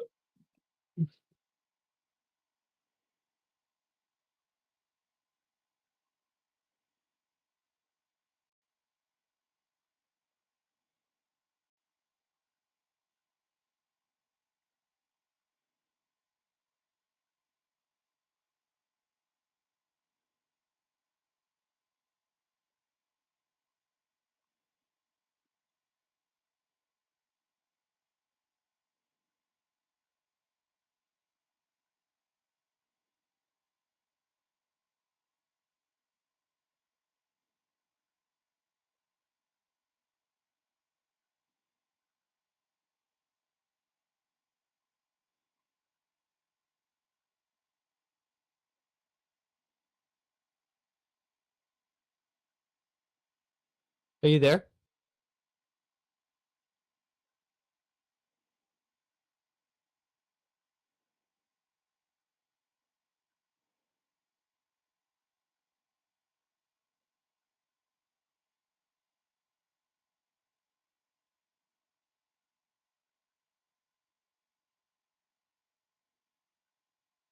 On Facebook, Instagram, TikTok, or X. Oh my. Are you back? Yeah, no. I've been back. It's just that I'm kind of tired. Oh my goodness. But yeah, I keep dozing in, dozing out. I heard his last comment there. Yeah, it's I thought it was it's something. What do you think? I think he did better in the second half of the debate. I think he started to realize he wasn't doing as good in the first half. And I think he picked up the pace in the second half. Now, it's gonna. I would say it's really gonna matter who gives the better final closing statement, because I almost want to say this is a tie.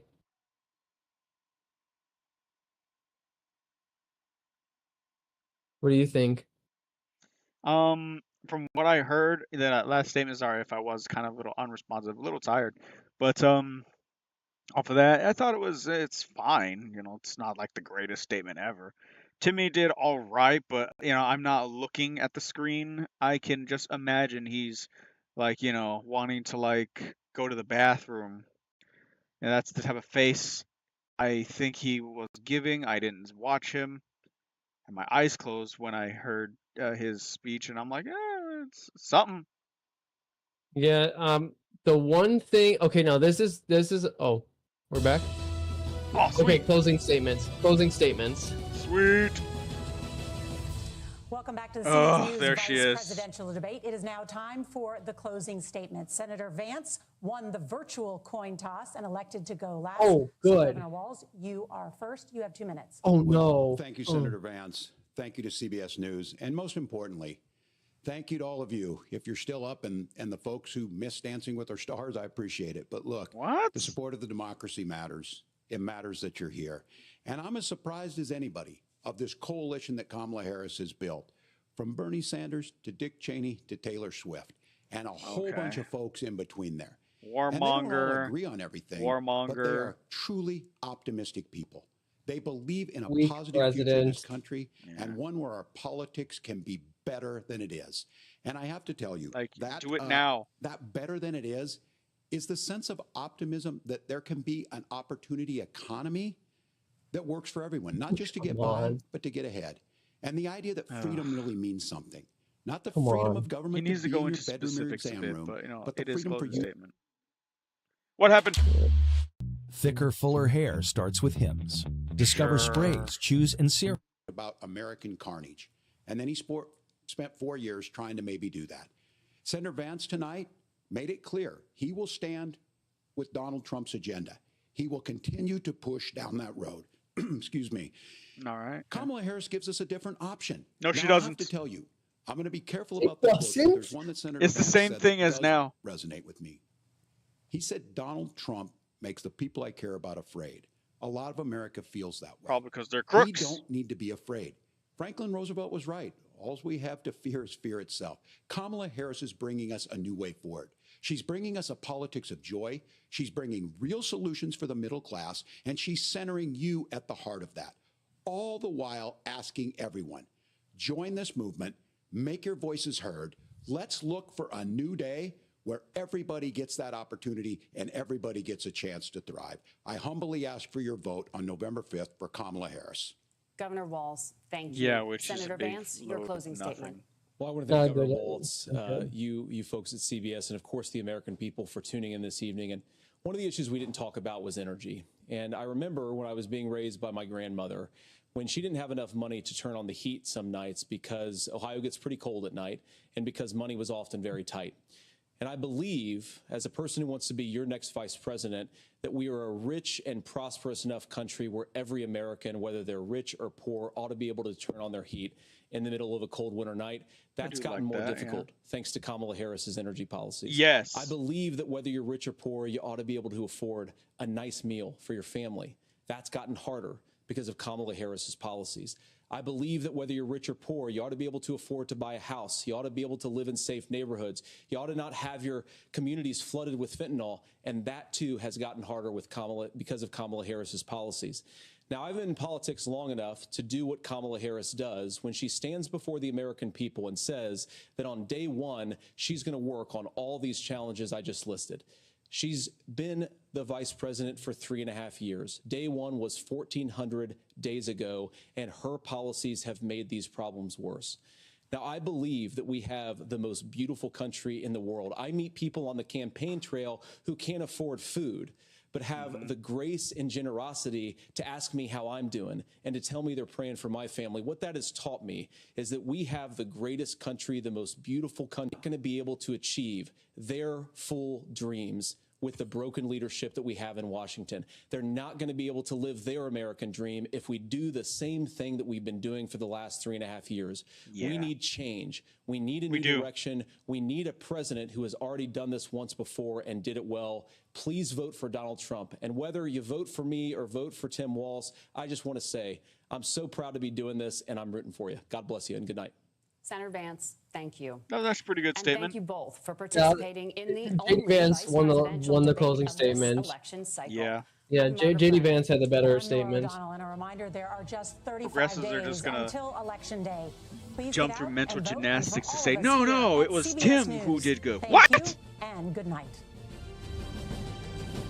One, he trounced over your guys' ideas. Hey, see, look at that. Look at that. Yeah. I haven't seen that since Obama and Romney. Dude, look at them. That is awesome. You know, if Trump... Do you think it's possible Trump could give what's-his-face there a position is in his cabinet? No, not cabinet, in his... Yeah, Walz. No. Oh, all right, cool. Walz, from what I've heard about him, he's pretty far left, so Trump would never go for him. And I don't think Walz would even want to work for him anyway. Did they shake his hand? Yeah. They shook Vance's hand? Yeah. Thought Pinky there would totally refuse, but sure. Pinky is a problem. Right. Well, let's see what Ben Shapiro says. Let's for a moment. Played it weird about JD Let's see. vice presidential debate of this Let me. Let's see what Tim Pool has to say. Sure. Here, share your screen. Do you have good internet connection? Okay. Yes, I do. Let me.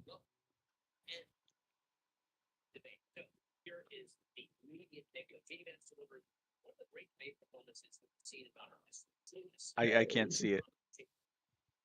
Yeah, let me get it.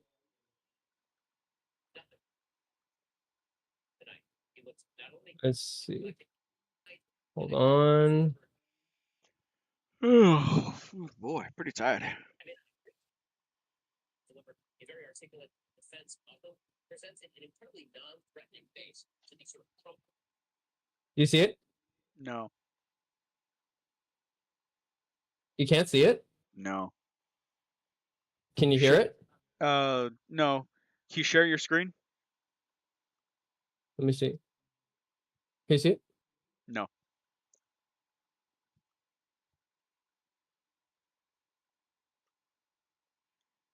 How about now? No. No question on any Perfect. reasonable measure. Now I get it. Even from a purely objective perspective, I mean, Tim Walz does have a hell of a job, and he has to defend Kamala Harris, and who would do a better job? Wait, is that James Franco? I will say one thing that JD Vance has been slammed a lot by feminists and women saying like, "Oh, you hate women" or whatever, and he went out there and he said, "My wife is an extremely powerful corporate attorney. She's amazing at it." And he's obviously super supportive of her and proud of her and proud of their family. And obviously joke, he's a very I'd be like, supportive no, and loving I'm husband. totally And I thought disappointed. that I want to be that in the really kitchen. came Respectfully to the female joking. moderators. I mean, there was no part about the way that he discussed anything that seemed anti-woman to me. I think what's interesting is that Walz did better than Harris. Like, even though he was he didn't do well delivering a clear message, but generally seemed more earnest. He should be running Harris for ever the did. Democrat ticket. I mean, I wonder now if Walz is looking at this ticket like, I have locked myself onto someone who is going to sink my potential political career. Yeah. We're gonna. She's not wrong. So my friends, she's not wrong. Hanging out for our live debate, commentary, watch party. Smash the like button. Subscribe to this channel if you haven't already. Share the show with all of your friends. You can follow me on X and Instagram at Timcast. And make sure before you go, check out our new song "Coming Home." It's on YouTube. It's by Timcast. But if you really want to support our work, go on iTunes, buy the song, 99 cents. The song is about the decay and degeneration of our city. Oh, oops.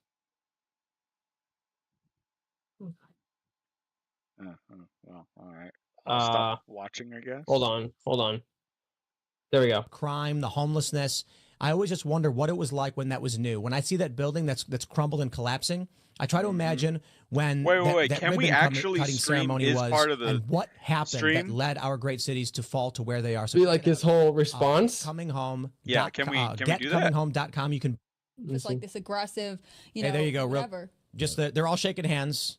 There you go. Life looks great. Look No, at no, that no. I mean, cranberry dress. And I like, gotta be honest, Tim Pool's not gonna come after us, right? I'm gonna say it again. Tim Walz is a likable guy. What do you mean? Because, like, a lot of people don't like, oh, you're streaming our stream, and then it's like, yeah, we're gonna, claim that. He's not gonna claim that, right? I don't know. I'll just stop sharing it then. But, yeah, so. I just want to say, what did you think of this debate? I honestly thought it was. I thought it was pretty good. Yeah, it was. For both of them, I would say this. There's just one question that I have for both of them. Why aren't you two the ones running for president right now? Why isn't it you two? Yeah. Because I'm going to be honest. Now, I love Donald Trump. He is my favorite president in our lifetime, but he's not as articulate as JD Vance. JD Vance, a lot of people during the days of the RNC were saying it was a mistake to pick JD Vance. But the thing I have to push back on that is that over time, the more and more JD Vance started campaigning, I started to say, JD is more of an asset to Trump than he is a liability. Tim Walz, on the other hand, is another story. Tim Walz has been more of a liability to Harris than he has been an asset. Now, he kind of put those fears to rest tonight because he's shown himself to be completely competent. But for the majority of this campaign, he has not shown himself to be anywhere near convincing as a candidate. Dude, he outshines her. He does. Why isn't he running? Like, dude, she is gonna destroy him. She has killed his career. If she loses on November, it will basically make Tim Walz basically an afterthought. He won't be able to get this far ever again. Yeah. He was either going to stay strictly in Minnesota politics, or he's just going to leave the scene for good. Yeah. Because because after tonight, I just can't. I just don't know how Tim Walz recovers from this if he loses. Now, I will say, who do you think won tonight? Honestly, Tim Walz won over Kamala. Okay, I agree. He won over Kamala. JD gave, like, I'm sorry. How could you even ask? I'm not trying to be terrible to you, but no offense, Dylan. Just how could you ask who won the debate when somebody was constantly giving out hammer after hammer, solid answers, and the other one gave shaky answers? I'm sorry. Timmy walked to the victory pole. He claimed that victory flag. He just he waltzed in circle. Well, he didn't waltz in circles. He waltzed his way over there. But JD just walked. He strutted his way over there, picked that flag up. So wait, your analogy wasn't clear to me. You're saying Vance won? Yeah, because Vance gave strong answers. Whether or not if you agree with him or not, he has strong answers. He had, he gave precise, clear, pivots, precise, clear transitions. Waltz, he proved he's better than Kamala. Oh yeah. So he waltzed to his flag, and he wasn't perfect. There were some stumbles, but he waltzed over there, showing he is the king of the dance. Yeah. Well, yeah, Kamala is just like, I don't know, dude. The thing, yeah, I will say, I think the debate went exactly how I expected it to go, and that is that I felt like JD Vance was going to win, but just barely. I think the first half and the closing statements sealed his victory. I would say in the second half, though, he didn't give the strongest of answers, and he had a really big missed opportunity. When Tim Walz was talking about jailing your political enemies, that was the golden opportunity for JD Vance to come right back and say, oh, really? It's so rich hearing that from you, because on your side of the aisle, you have Democrat prosecutors trying to jail Trump over the most ridiculous and insane charges that should be misdemeanors, but you're making them crimes. So spare me any talk about saving or preserving democracy or how Trump is a threat when you are actively trying to jail your own political opponents. Spare me that talk. The way to destroy that argument is just one way only, and that is that they say that they're preserving democracy. What democracy? You got rid of the candidate who won the primary. You just got rid of him, and you put somebody else in his place. That's not a democracy. We didn't vote for this. Yeah. It's like, and you claim you're fighting for democracy? What? How? Yeah, that was another missed opportunity, but overall, I don't think JD Vance needed those points. I think he handled himself very well tonight. The things I noticed about JD, so his demeanor tonight, he came off strong, he came off relaxed, he came off confident, and he came off, he seemed like he was in command of the issues, and that's where he really showed that in the first half of the debate. He still held it together in the second half. I think he could have given stronger answers, but he did do very well. Tim Walz, on the other hand, here's the thing about him. I'm just gonna be honest. This debate puts to bed any arguments that Tim Walz is mental. He's not. He's just I think it's an act, really. But the thing about Tim Walz is that for the first half of the debate, he came off as nervous. He came off as fidgety. He came off. I'm sorry, not trying to interrupt you. Go ahead. But Go he ahead. seemed nervous the whole way through, even in the second half. But maybe I just picked up on that, the parts that I was actually awake on. Yeah. You were saying? Yeah. Go. Well, yeah. I think it's just to say that Tim Walz for the first half of the debate, and here's the thing. That's what I think really matters. Let me just go off on a little tangent here to just say this. I think the first half of the debate is the part that matters the most. The part that matters the most is the time when most people are tuning into the TV. And let's be honest, this was an hour and a half debate.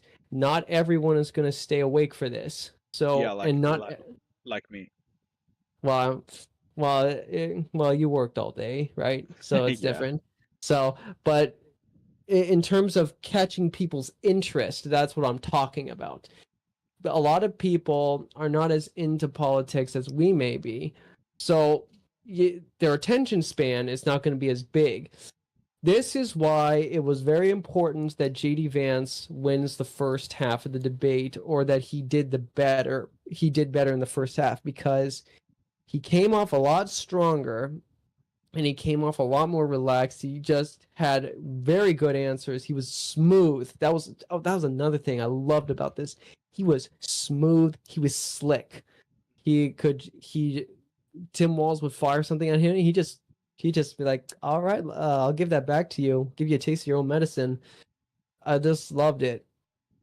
So for people to see that for the first 30 minutes, when most people are tuning in, that's big. So if there was a good amount of people watching tonight, I think the impression is going to be that JD Vance did come off pretty strong, and that they're going to remember that when they go voting.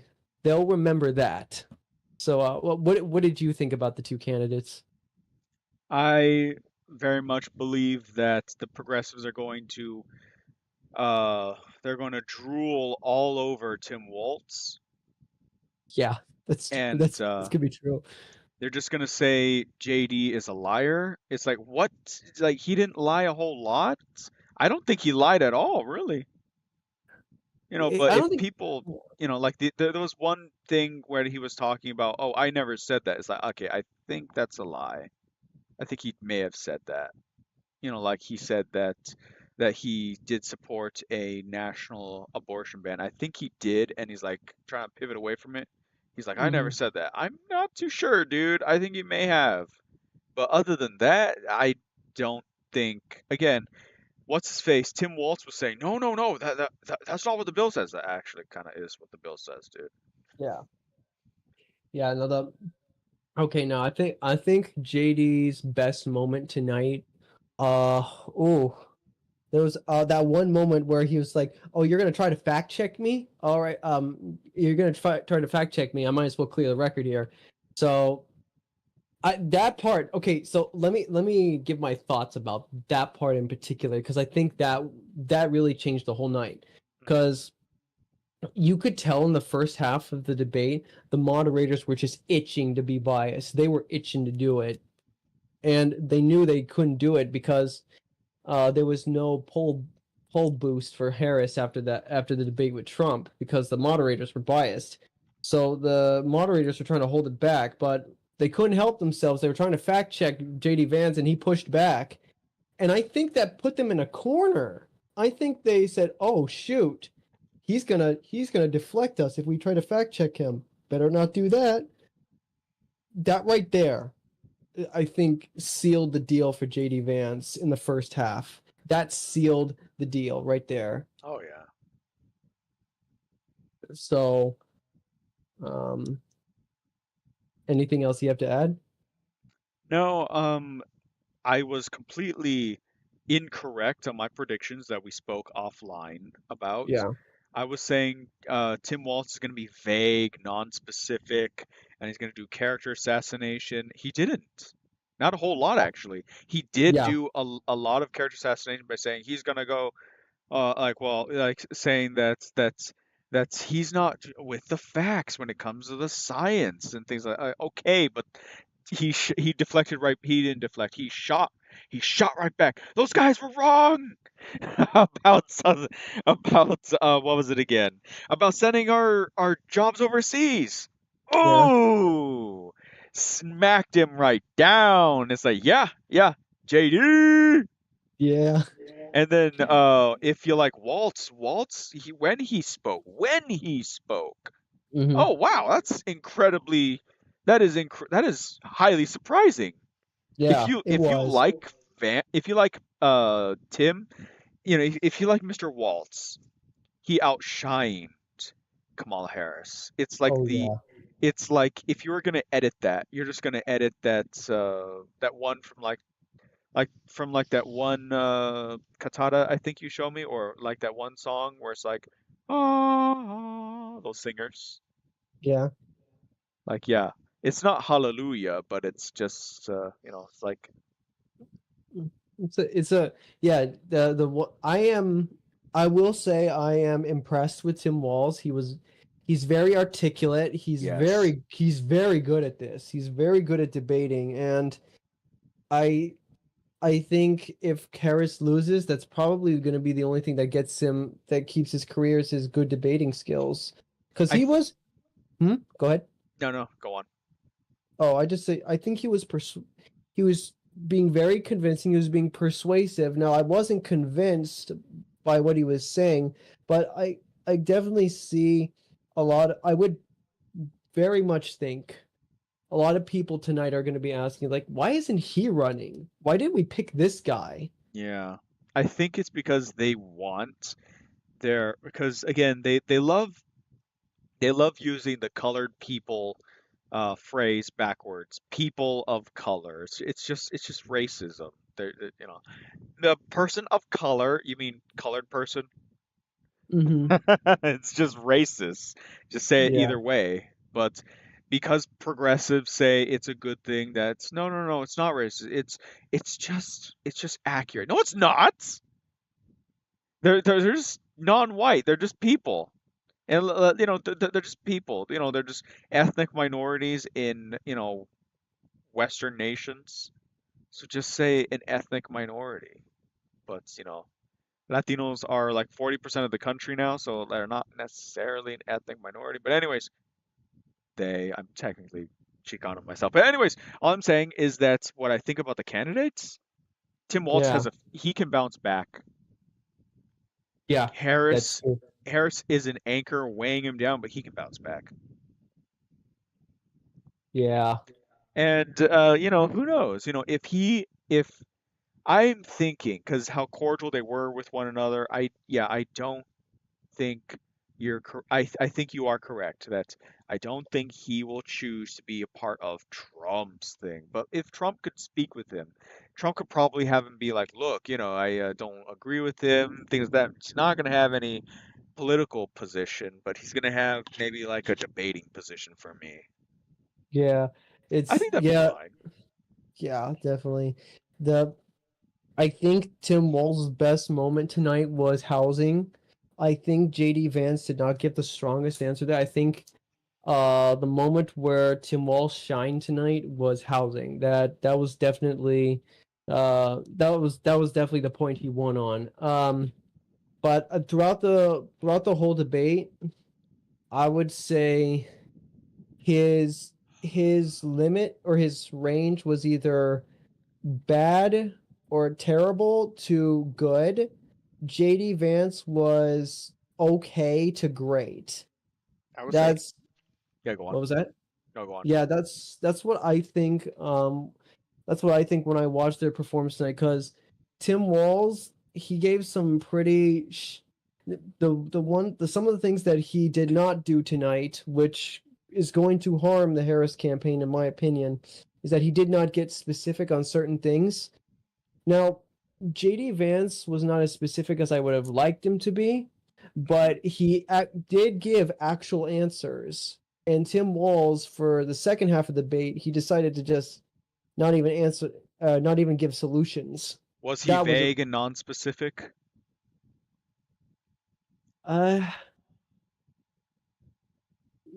and non-specific. I don't even think that's the word. I think he didn't even get to a point. That's the thing. He just didn't even get to a point. He danced around the issue, but he didn't give a solution.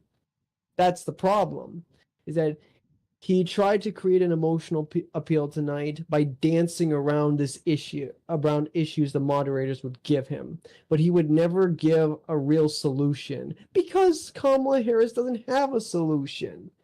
Now, Yeah. JD Vance, oh man, he did get vague and unspecific sometimes. I did not like that, but sometimes he would, and that was great. And also another thing he did was he gave solutions to most of the questions.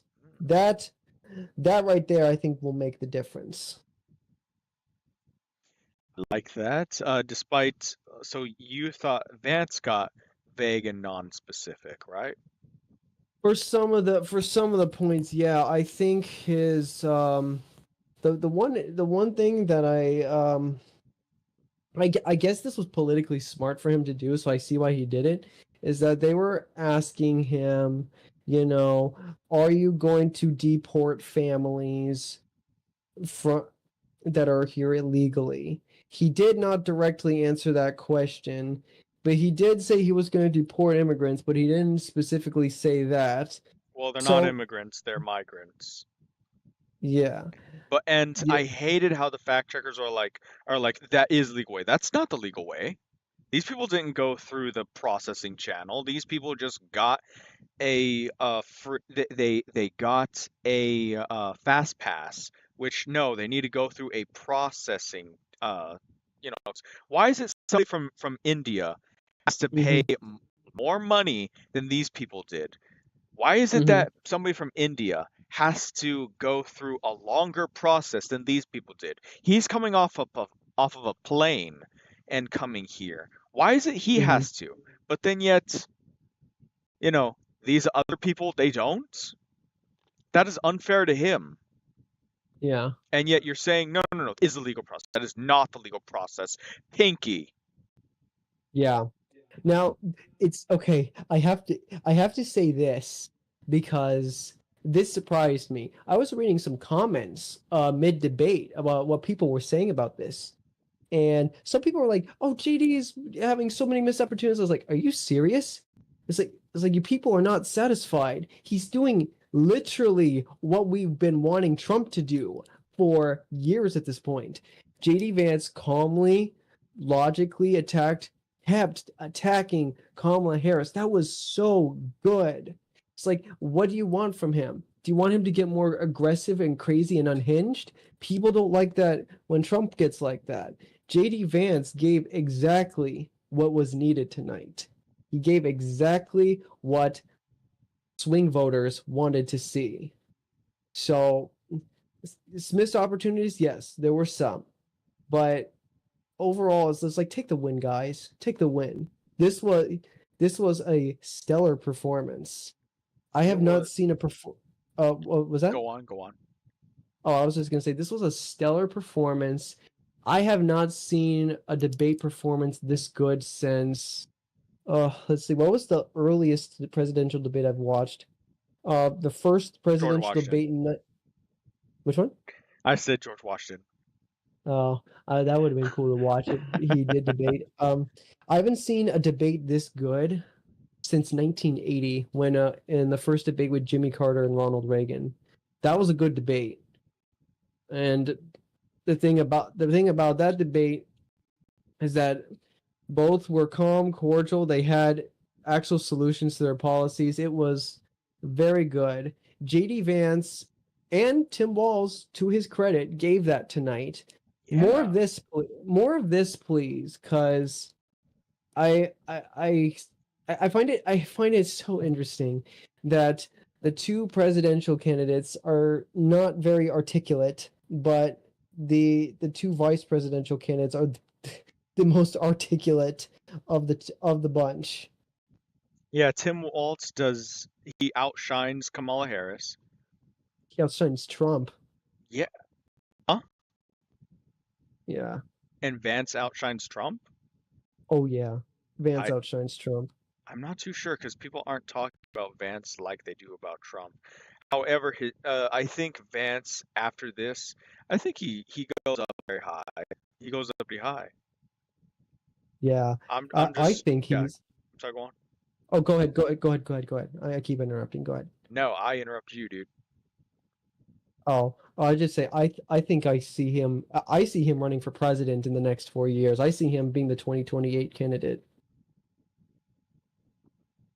Hopefully, we get some actual articulate peeps in there. That'd be actually real good.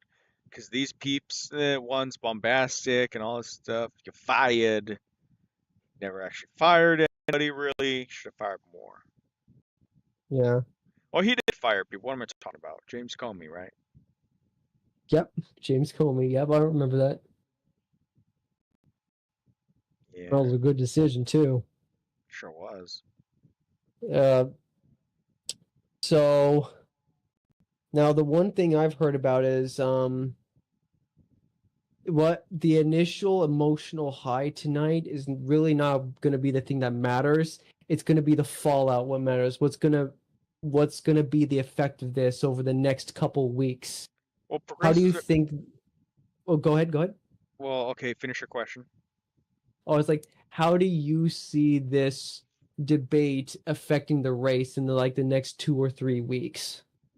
So Cenk Uygur is going to say, "Oh, he's a lie. Vance is a liar. He lied about everything." He didn't really lie about anything. Yeah. Tim Walz, he tried to lie about his statements on abortion. He tried to lie about Vance's. He tried to paint Vance at You know what, Vance? I'm not gonna really defend his statements. I think he has gone back on some things, being like no, a national abortion ban is a good thing. I think he said that, and I'm like, look, it's hard for me to not say what's his face lied on that part, but he lied absolutely about those bills. Like, what? Did he not it's like that's not what the bill said. No, that is what the bill is talking about.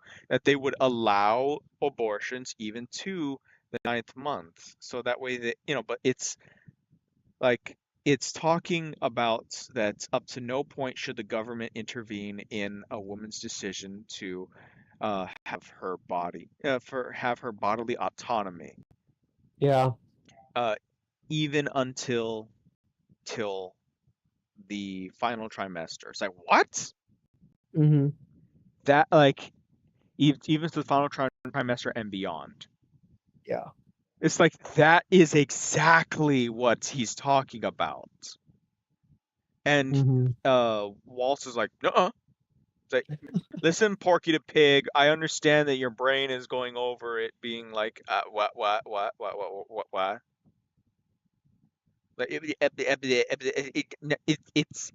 It's not. But yeah, well, sorry, dude. It is. Yeah. He looked so nervous, but each time he spoke, dissipated that that face of nervousness. But he looked like he wanted to cry. A lot of the time. Yeah, it's interesting that you say that because my dad is saying is like he always looks like he wants to cry. So that's just a normal Tim Walz thing. He always looks like he's gonna cry. He's just got that face. That's just not very you know what? He needs to change that. If he isn't gonna do anything like that, he needs to change that because if he's gonna have a future to bounce back from, he may speak well, but it's like no one's gonna pick him. Yeah.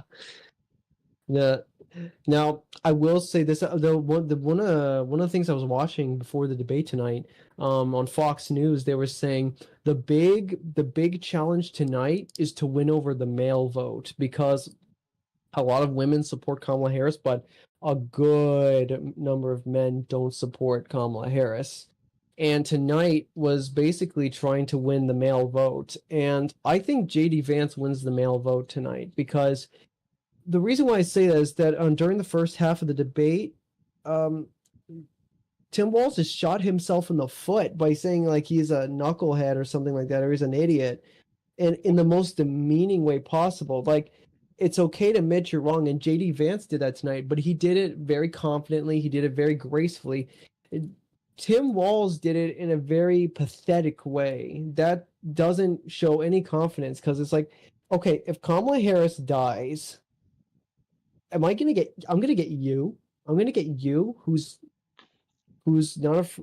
just likes to, I don't know, beat himself up over that stuff. It's like, I understand you got to humble yourself and admit when you're wrong sometimes, but man, if you're willing just to prostrate yourself like that, just imagine what Putin and Xi Jinping will do to you.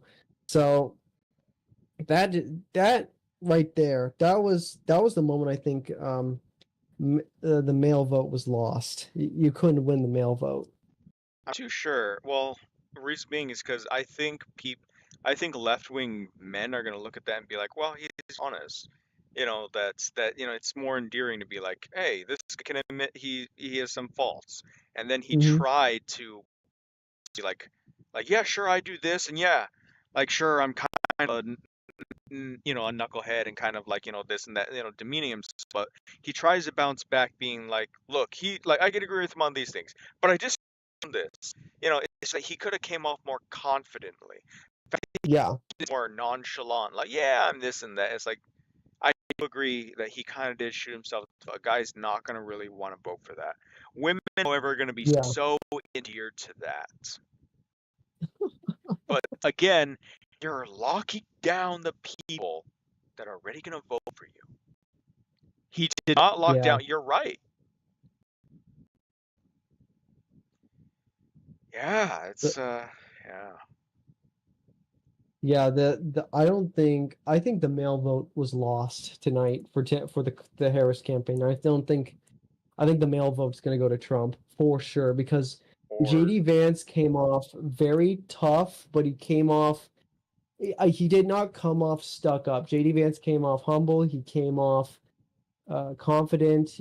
It came out like he looks like he was sensible, and he was firm. That's probably the biggest thing for guys. And just to see that, a lot of people will be saying like, okay, that is the man I want to be the president if Trump passes away in office.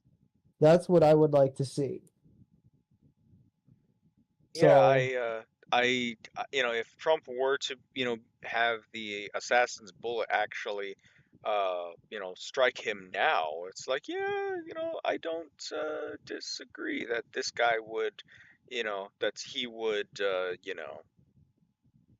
that's, again, I would feel like, yeah, Vance he's there, he's got it, Yeah. That's how I would feel.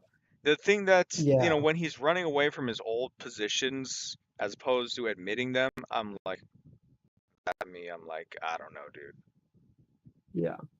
Oh, JD? Yeah. Yeah. Okay. So some of the things JD advanced, he admitted he was wrong tonight about some of the things he said, and that was good. He could have been a little more clear.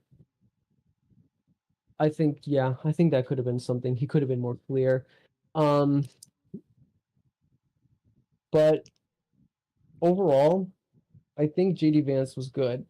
Now I do want to ask this question, because you and I have given our opinions of who won and who lost. But this is the question that's really going to matter. Like, how do you think the American people are going to see this tonight? They non-left, like non-progressives. Yeah. Non-progressives, traditional liberals are just gonna regurgitate whatever the media tells them to. Independent people or people who are liberals looking at it being like, this sucks. Those types of people are gonna look at this and they're gonna feel more confident because of what's his face is there. Walz is there. However, when seeing Kamala again, they're going to forget all about him. Yeah. Because he is not the main guy. Trump is the main guy. He's strong. He is funny. He gets his points across. Not the best way across, but you know what you're getting with him. Vance just ups Trump. Yeah. Yeah. He empowers Trump. What's his face empowers Kamala, but Kamala depowers. She depowers Waltz. They're gonna forget all about him when they see Harris speak again. Yeah, that's true. So he's probably sweating, being like, "Oh man, dude, I'm tying myself to this chick, and it's like she's gonna bring me down." Yeah. I could waltz the floor with this guy, but it's like, Yeah, that is true. Because here's the thing: if it was Trump versus Tim Walz tonight, Tim Walz wins easily. Really? But I'm so glad. Okay, this is something that I think I was wrong about. I was wrong about this during the RNC. I thought it was a mistake to choose JD Vance and not go with Glenn Youngkin for vice president. But tonight, actually, no, he's been proving this throughout the months. But tonight, to seal the deal, is like, yeah, Trump made the right pick in a vice president. He made the right choice, and I think Trump saw that in him. So that was a smart move on his part. I would say if you're a Trump guy, I'm just gonna say that he did not disappoint with that pick. Wow. Who, Trump? Yeah, he did not make a. He chose the guy he really needed. Yes. Kamala is the worst thing for TW. She is the worst thing for him. Yeah. Yeah, and just to imagine this. She chose Tim Walz, and because Josh Shapiro was a Jew. And to think, I sincerely believe this. If this was JD Vance versus Josh Shapiro tonight, I don't know. I think Josh Shapiro would have won, but politically, Kamala Harris would probably be running away with this race, and this vice presidential debate wouldn't have mattered. But since she decided to go with someone who wasn't Josh Shapiro, she has put herself in a horrible position. Now, that's not to say Tim Walz wasn't a bad pick, but Josh Shapiro was so much better. Oh yeah. She, look, here's a joke, but look. She didn't pick Josh Shapiro, is it? Josh Shapiro, yeah, the governor of Pennsylvania. Yeah, look, she didn't pick Josh Shapiro because she wanted to make sure that that no one was taking money from her. That's racist. Yeah, this she wanted to make sure she had all of her funds in the right place so she can walk off with them.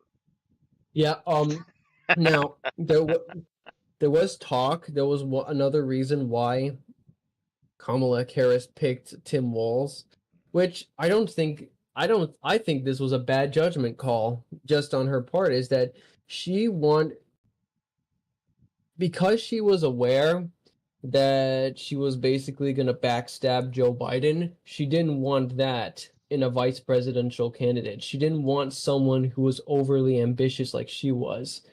So she decided to pick Tim Walz because I really don't think Tim Walz had... No, go on. Go ahead.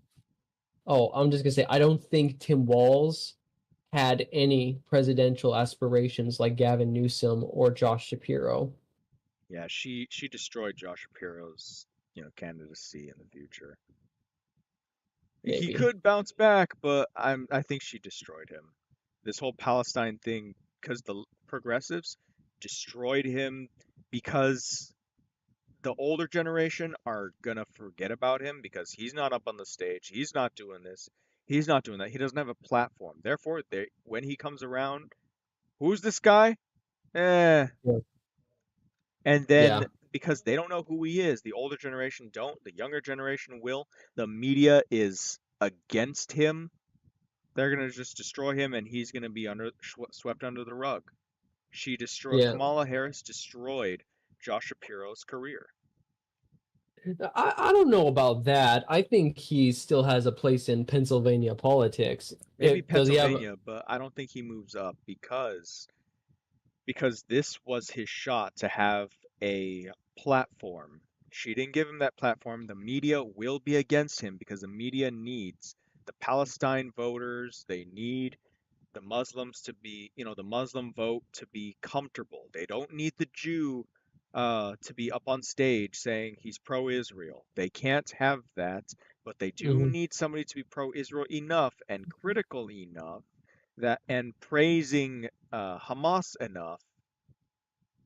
They cannot have Josh Shapiro, who's like, no, they're a terrorist group. Yeah. Yeah.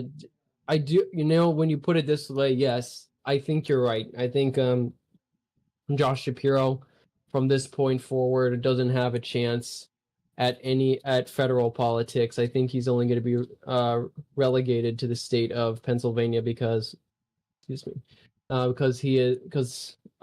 left has a very, very huge anti-Semitic strain in their party. Yeah, they're not gonna give Josh Shapiro any platform to stand on. Now, Gavin Newsom, I would see that, and I would bet that Gavin Newsom hopes that Kamala Harris loses because he wants to be president. He hasn't come out and admitted, but he is. You can tell he wants to be. So, I think in maybe 2028, I think it's either going to be Tim Walz versus JD Vance again, or it could be Ron DeSantis versus Gavin Newsom. I really think that's how it plays out in the next 4 years. We'll see. Yeah. Who do you think would run in 28, or who do you think would the nominees be? 2028, that's if we don't have World War III. I have no idea. Reason being is because I think that I'm very concerned about war happening. So it's like if war happens, it's like, yeah, we can kiss all that goodbye. Whoever is left, then we can start thinking about it. Yeah. I think, yeah. I think even if Kamala Harris wins, I think she's going to be so bad she's not going to win the party nomination. Yeah. For in 28, she's just going to, because just from what she has displayed already, she has shown she is not anywhere near competent and she is stupid. So she's not gonna. The Democrats just won't go for her again for a second term. They will kick her out just like they did Biden. And just to build onto that point, for all 3.5 years Biden has been president, they have pushed Kamala Harris off to the side because they're like, we don't want. The more they saw of her, the more they didn't want to. The more people didn't like her, so they just pushed her aside and then didn't put her on the national TV because they were like, she brings Biden down, so we got to put her in a box and keep her there. So, you ask me, is Kamala Harris going to be the nominee in 2028 if she wins? No, I don't think she will. She's not competent, she's stupid, and she's just not going to be a strong leader.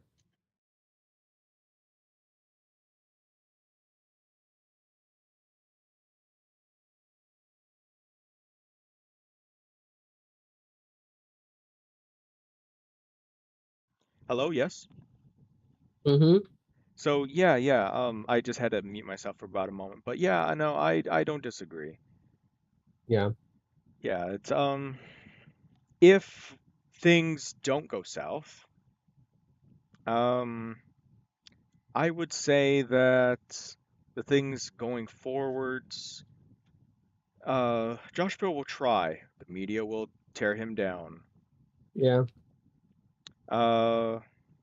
When it comes to what the heck is going on? When it comes to the way that let me see. Who on the right? It has to be JD or Ron DeSantis. Ron, I think he is autistic. I'm autistic, I can tell that he just doesn't get social cues. Yeah. So I'm thinking, yeah, I guess he is autistic, but like I'm just looking at this being like, oh man, can an autistic person who's high functioning ever be president or not? I don't know. Yeah. I think in 2028, I think it's definitely going to be a contest between JD Vance and Ron DeSantis for the nomination. It's going to come down to them. Tim Walz, I don't know if he'll show up on the other side. I don't know. He'd be a good debater on the other side. I want to see him knock out Gavin Newsom. Oh, that would be nice. It would be. Honestly, tonight I have one thing that I will support Tim Walz on, and that's getting rid of taking Gavin Newsom off the national stage. Yes. I'll drink to that. Oh yeah. If you can take him down, then Tim Walz will be tough to beat, but he'll be beaten. Yeah. I don't see Tim Walz as presidential material. I just don't think he is. He's kind of like those vice presidents where they're afterthoughts, like Dick Cheney or who else? Who's like another very well forgotten vice president? I think a good number of them are forgotten. It's only like big ones that it's only like the big ones that stand out that stay. I did not see Dick Cheney's. I did not see Dick Cheney's debates, but how did he ever win those? I have no idea. I don't even know why Bush picked him. You and your boy invaded these countries. Yeah. It is turning out awful. Yeah. I bet you anything he won that by being like, listen, America, I'm a heartbeat away. Yeah. I think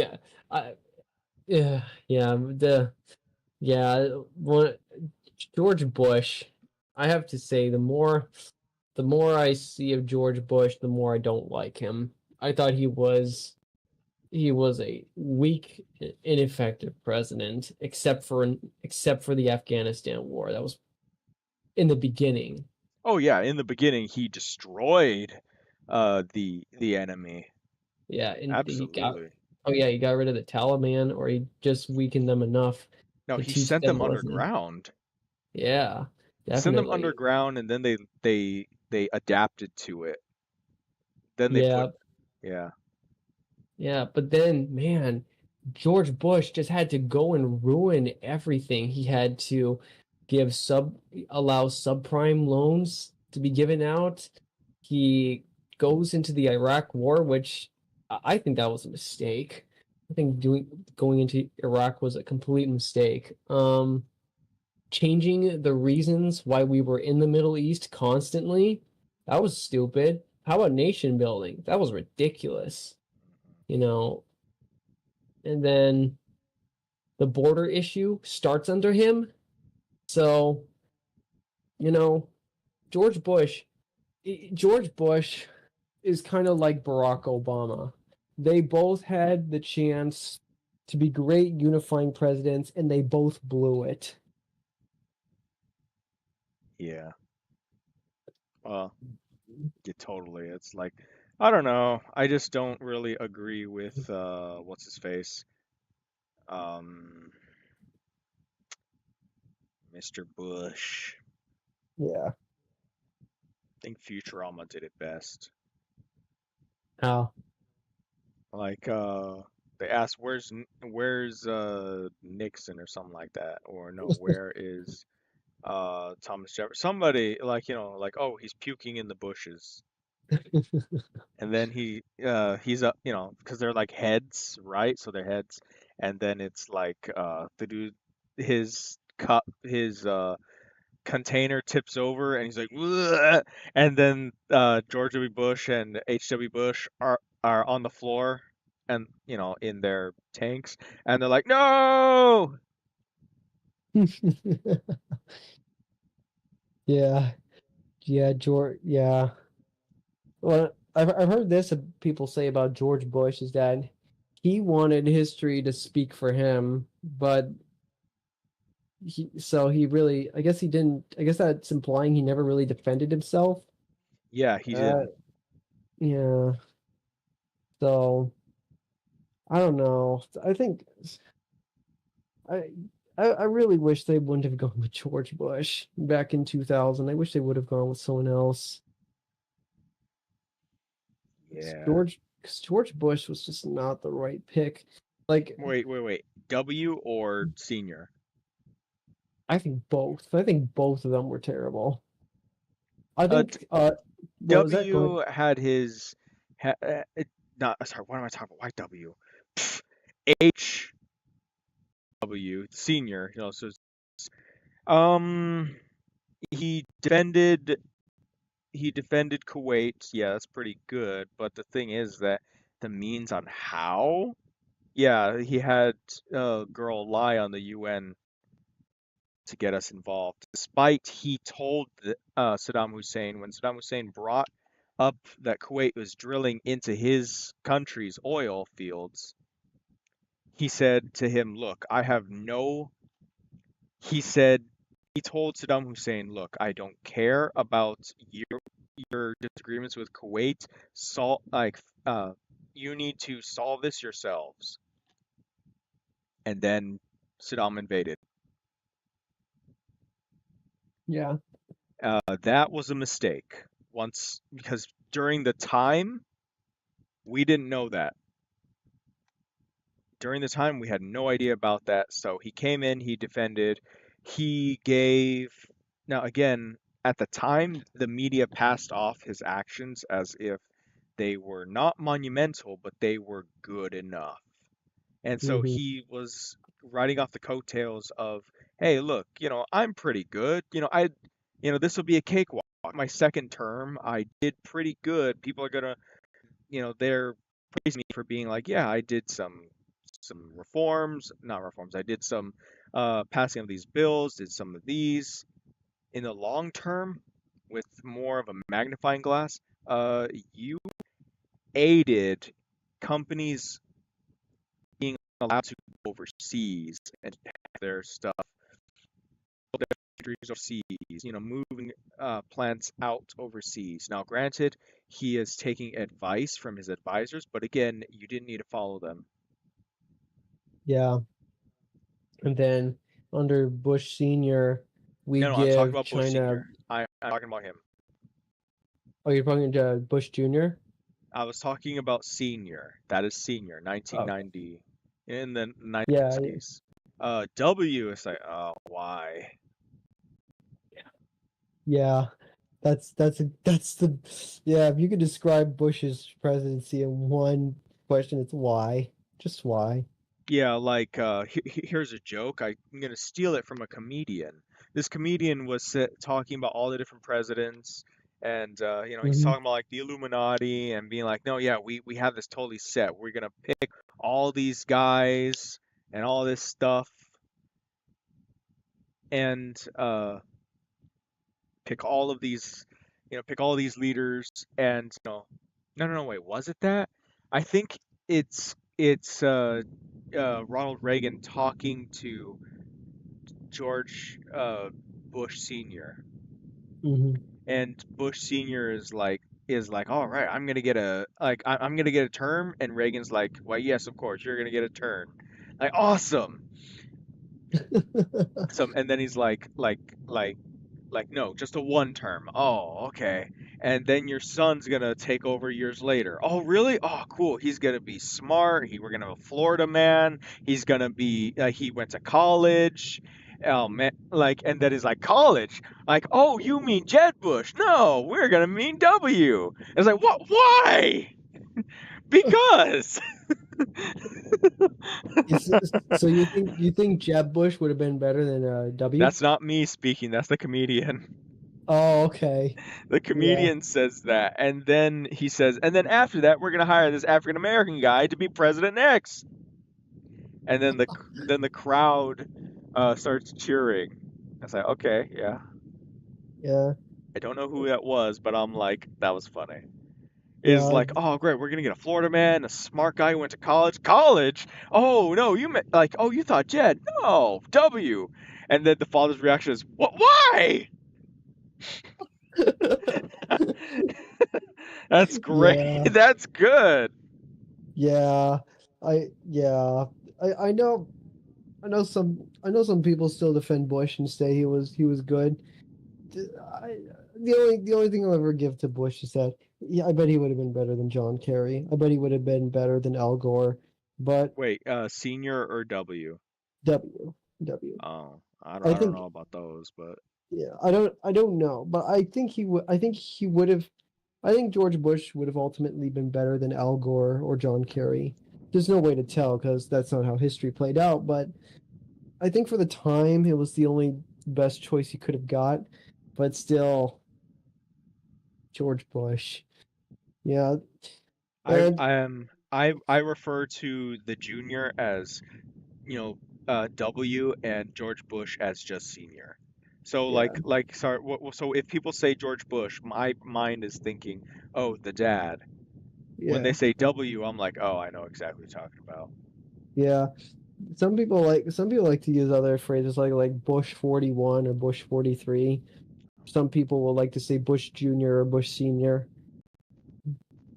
I will say this. I think Bush Senior was probably better than Bush Jr.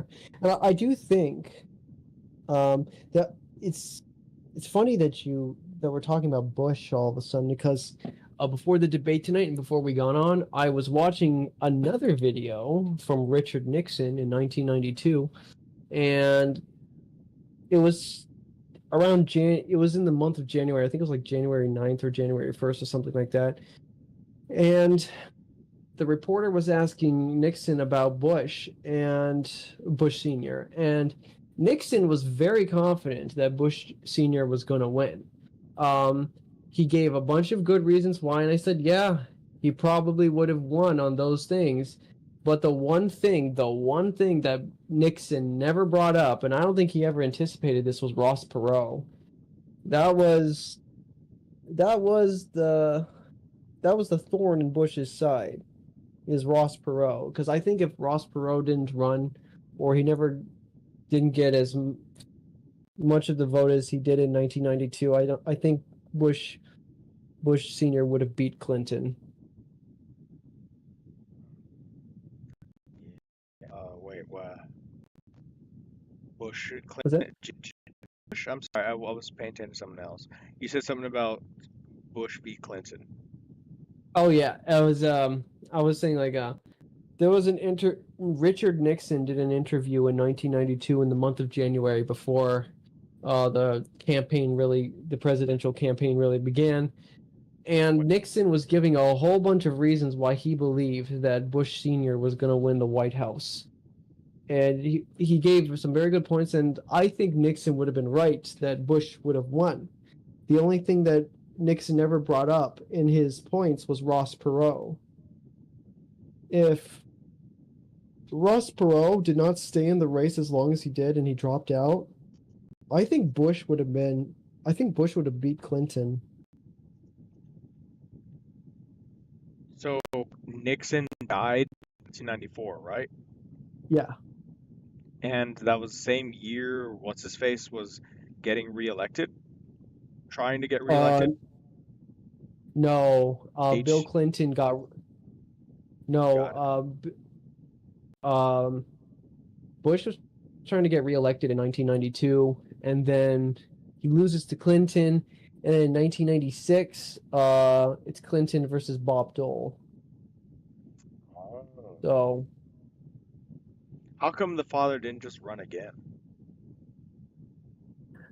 He probably wasn't popular enough, and also, I think because you have to remember before Ronald Reagan, there were a bunch of one-term presidents. We had John F. Kennedy, we had Lyndon Johnson.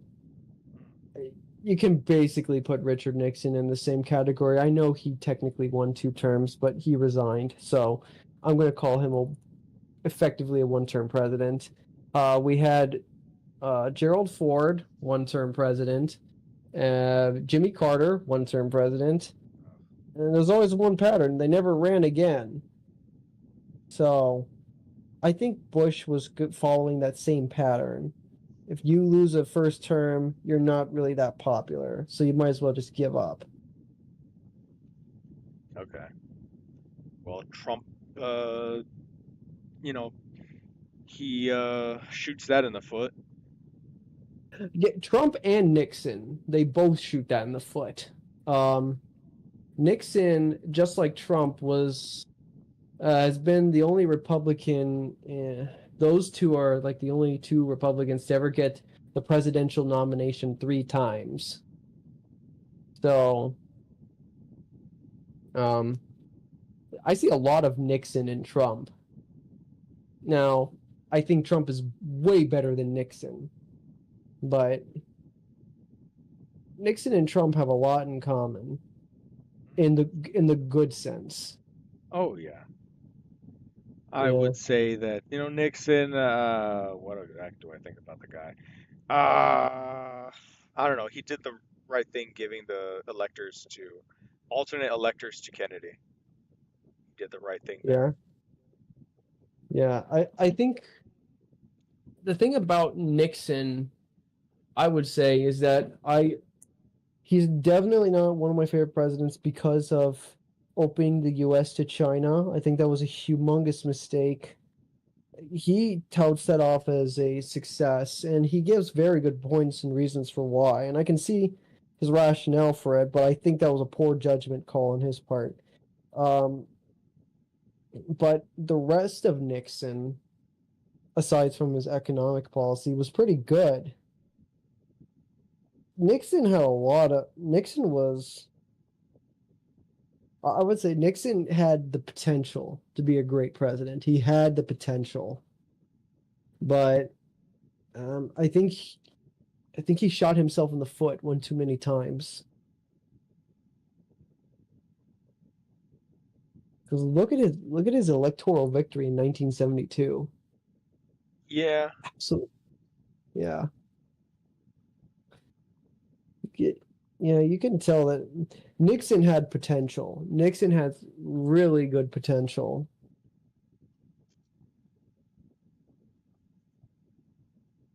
What? Really? It was all red? What, 1972? Yeah. What? It was all red? Yeah, the only state he lost was Massachusetts. Dang, dude. Yeah, and then one faithless elector in Virginia. But other than that, Nixon, this is what I'm talking about. He had the potential to be great.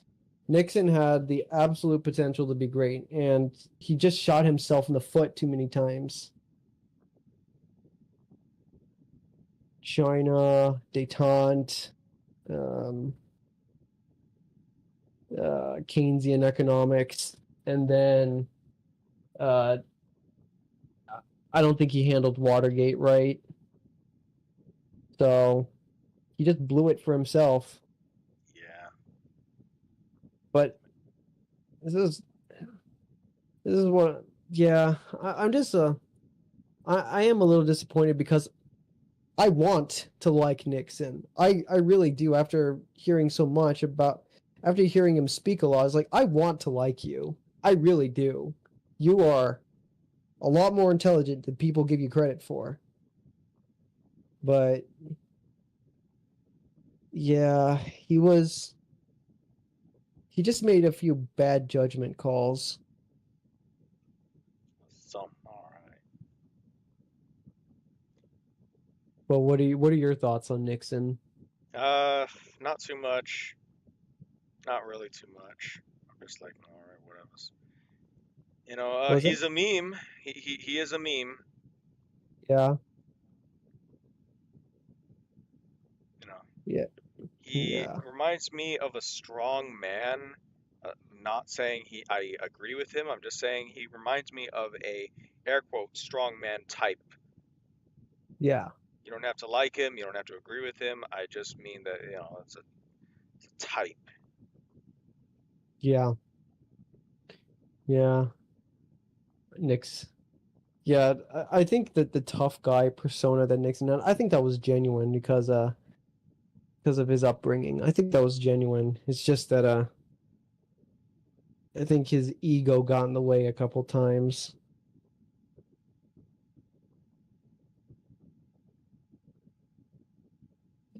Oh. Forgive me, I kind of dozed off there.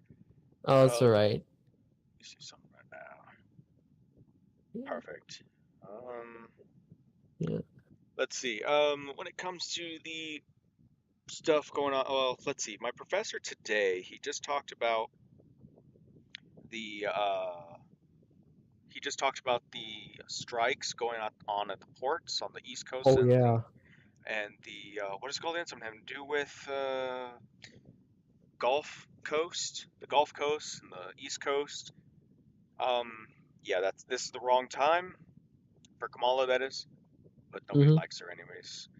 The progressives, they will keep saying, "Oh, she did good, she did," dude. You know what? I want progressives to keep falling over themselves, be like, "Yes, Kamala, yes, Kamala." Because the more they do that, the more Palestine loses. Yeah. Because why? Progressives are so pro-Palestine. But they're so like they love being left-wing more than they love Palestine. And the proof is in the pudding. They will praise everything Kamala does. They'll praise everything she does, even if it's at the expense of Palestine. Mm-hmm. Yeah.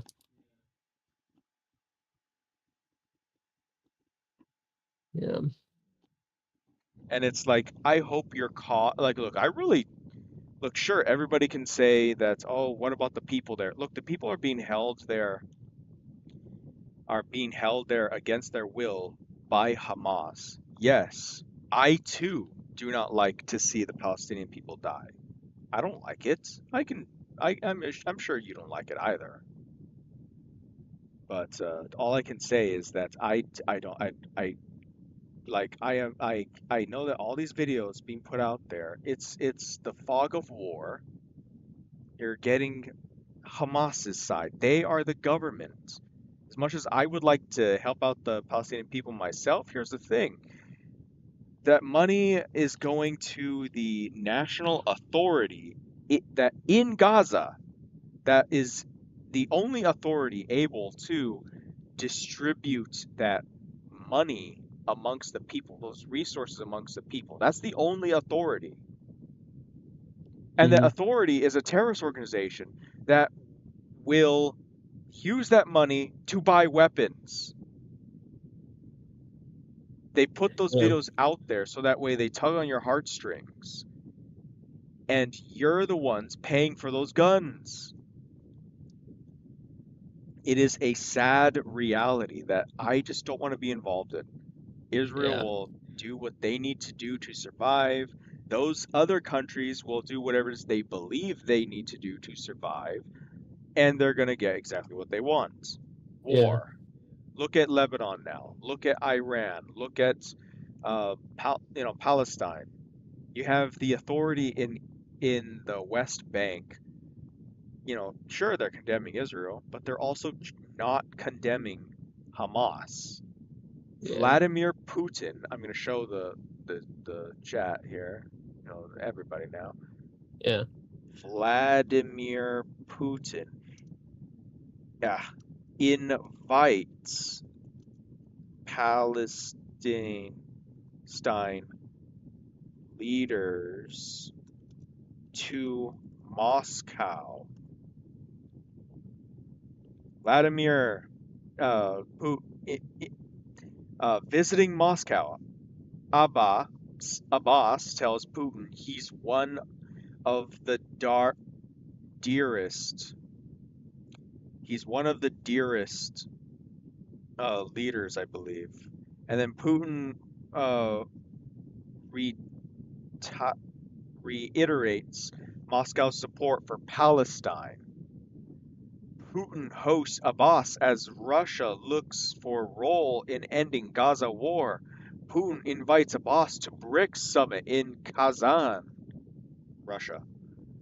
Palestinian president to travel to Russia's capital, Moscow. AP, so Palestinian Authority. Abbas arrives in Moscow ahead of meeting with Putin. Putin reiterates Russia's support for full-fledged state of Palestine. You know, it's like don't these progressives say we don't support Russia's actions in Ukraine? Oh, Putin's a bad guy. Well, Putin supports what you support. Do you condemn? Again, Palestine, like we've seen Abbas praise Putin. Are you going to be condemning him? You're going to be condemning Abbas? No. Yeah.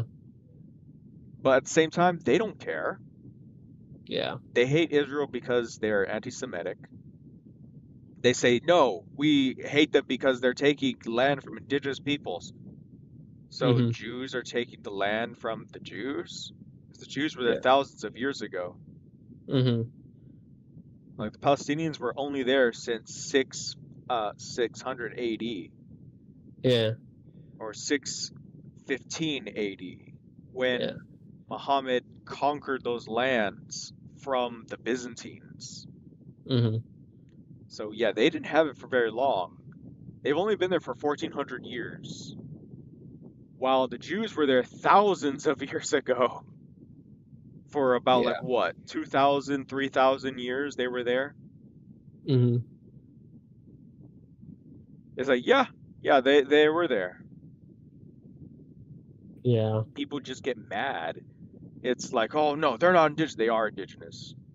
Yeah. The Jews are the indigenous people. This is true. And it's like, we can look at history books, we can look at all this stuff, we can see all, like again, people say, no, you're only getting that from the Bible. Well, let's go to the Quran. What does the Quran say? It says that the Old Testament is the word of God, word of Allah.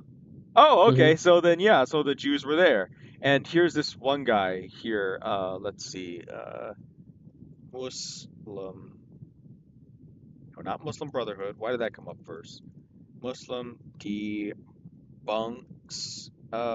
Mia Khalifa.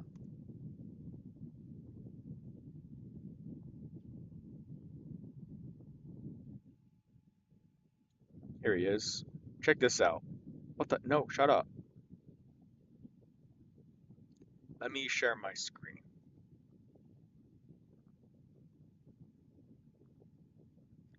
You see it? Yeah. Okay, let me go there now. Thousands of years old. I remember this guy. Jesus. Information on history. Israel has only been a state since 1948. Palestine is thousands of years old. I remember this guy. Jesus Christ on a motorbike. Sorry, Mia, you are wrong. Israel is 3,000 years old, 75 years young. And this is not coming from a Jew, but from a proud Muslim. The prophets of God whom I believe in were Israelites. A significant number of these prophets disseminated their teachings in the land of Canaan, a land which Joshua bin Nun later renamed Israel. And then King David proclaimed Jerusalem as the nation's capital. Yes, Mia, it wasn't Donald J. Trump, it was King David. Even Jesus of Nazareth, Mia, called the land Israel in the Gospel of Matthew. The Roman Emperor Hadrian expelled Jews from Israel, erasing the name Judea. He supplanted it with the Roman Latin term Syria Palestina, which evolved into Palestine. Similarly, the city of Shechem was changed to Neapolis or Nablus, which means in Roman Latin, new city or new place. The Jewish people, dear Mia, are not foreign colonialists in the land of Israel. I wish you'd inform your audience that Israelis and Palestinians ought to coexist peacefully, and that peace is the only way, not marring history or disseminating falsehoods. Please share this video as it may reach Mia and others so that they know the truth, and the truth shall set you free. Mia Khalifa's misinformation on history. Nice. Israel has only... Okay, we're done. But yeah, you see what that is, right? Mm-hmm. So again, she's wrong, and she's a progressive. She was also a porn star, but you know. Yeah. So. Yeah. But yeah, like that's what the Young Turks believe. That's what Kyle Kalinske believes. That's not what David Pakman believes, but David Pakman's a Jew. Yeah. And they hate him. They hate David Pakman because he supports Israel. Yeah. I'm sorry, were you going to say something? Oh, I was just going to tell you, I think I got to get going soon. I'm so sorry. I got to... Okay. Yeah. All right. I was sleeping to a lot of this. And, you know, I didn't give a whole lot. And, you know, I am tired. So are you. You got to get some sleep. Otherwise, it's just going to be you falling asleep. Yeah. All right. Well, it was good talking to you tonight. And it was a good debate tonight. Oh, sure was. It's a good... Yeah, like, go on. Oh, I was just saying, it's a good night. It's a good night. Yeah, absolutely. We got to see the best of both of those guys. Yeah, definitely. Yeah. All right. Well, thank you for having me on. You're very welcome. Let me see. All right, folks. I'm going to be ending the stream very shortly. Not shortly. I'm going to be ending it right now. Thank you, Horatio. Thank you, Dylan, known as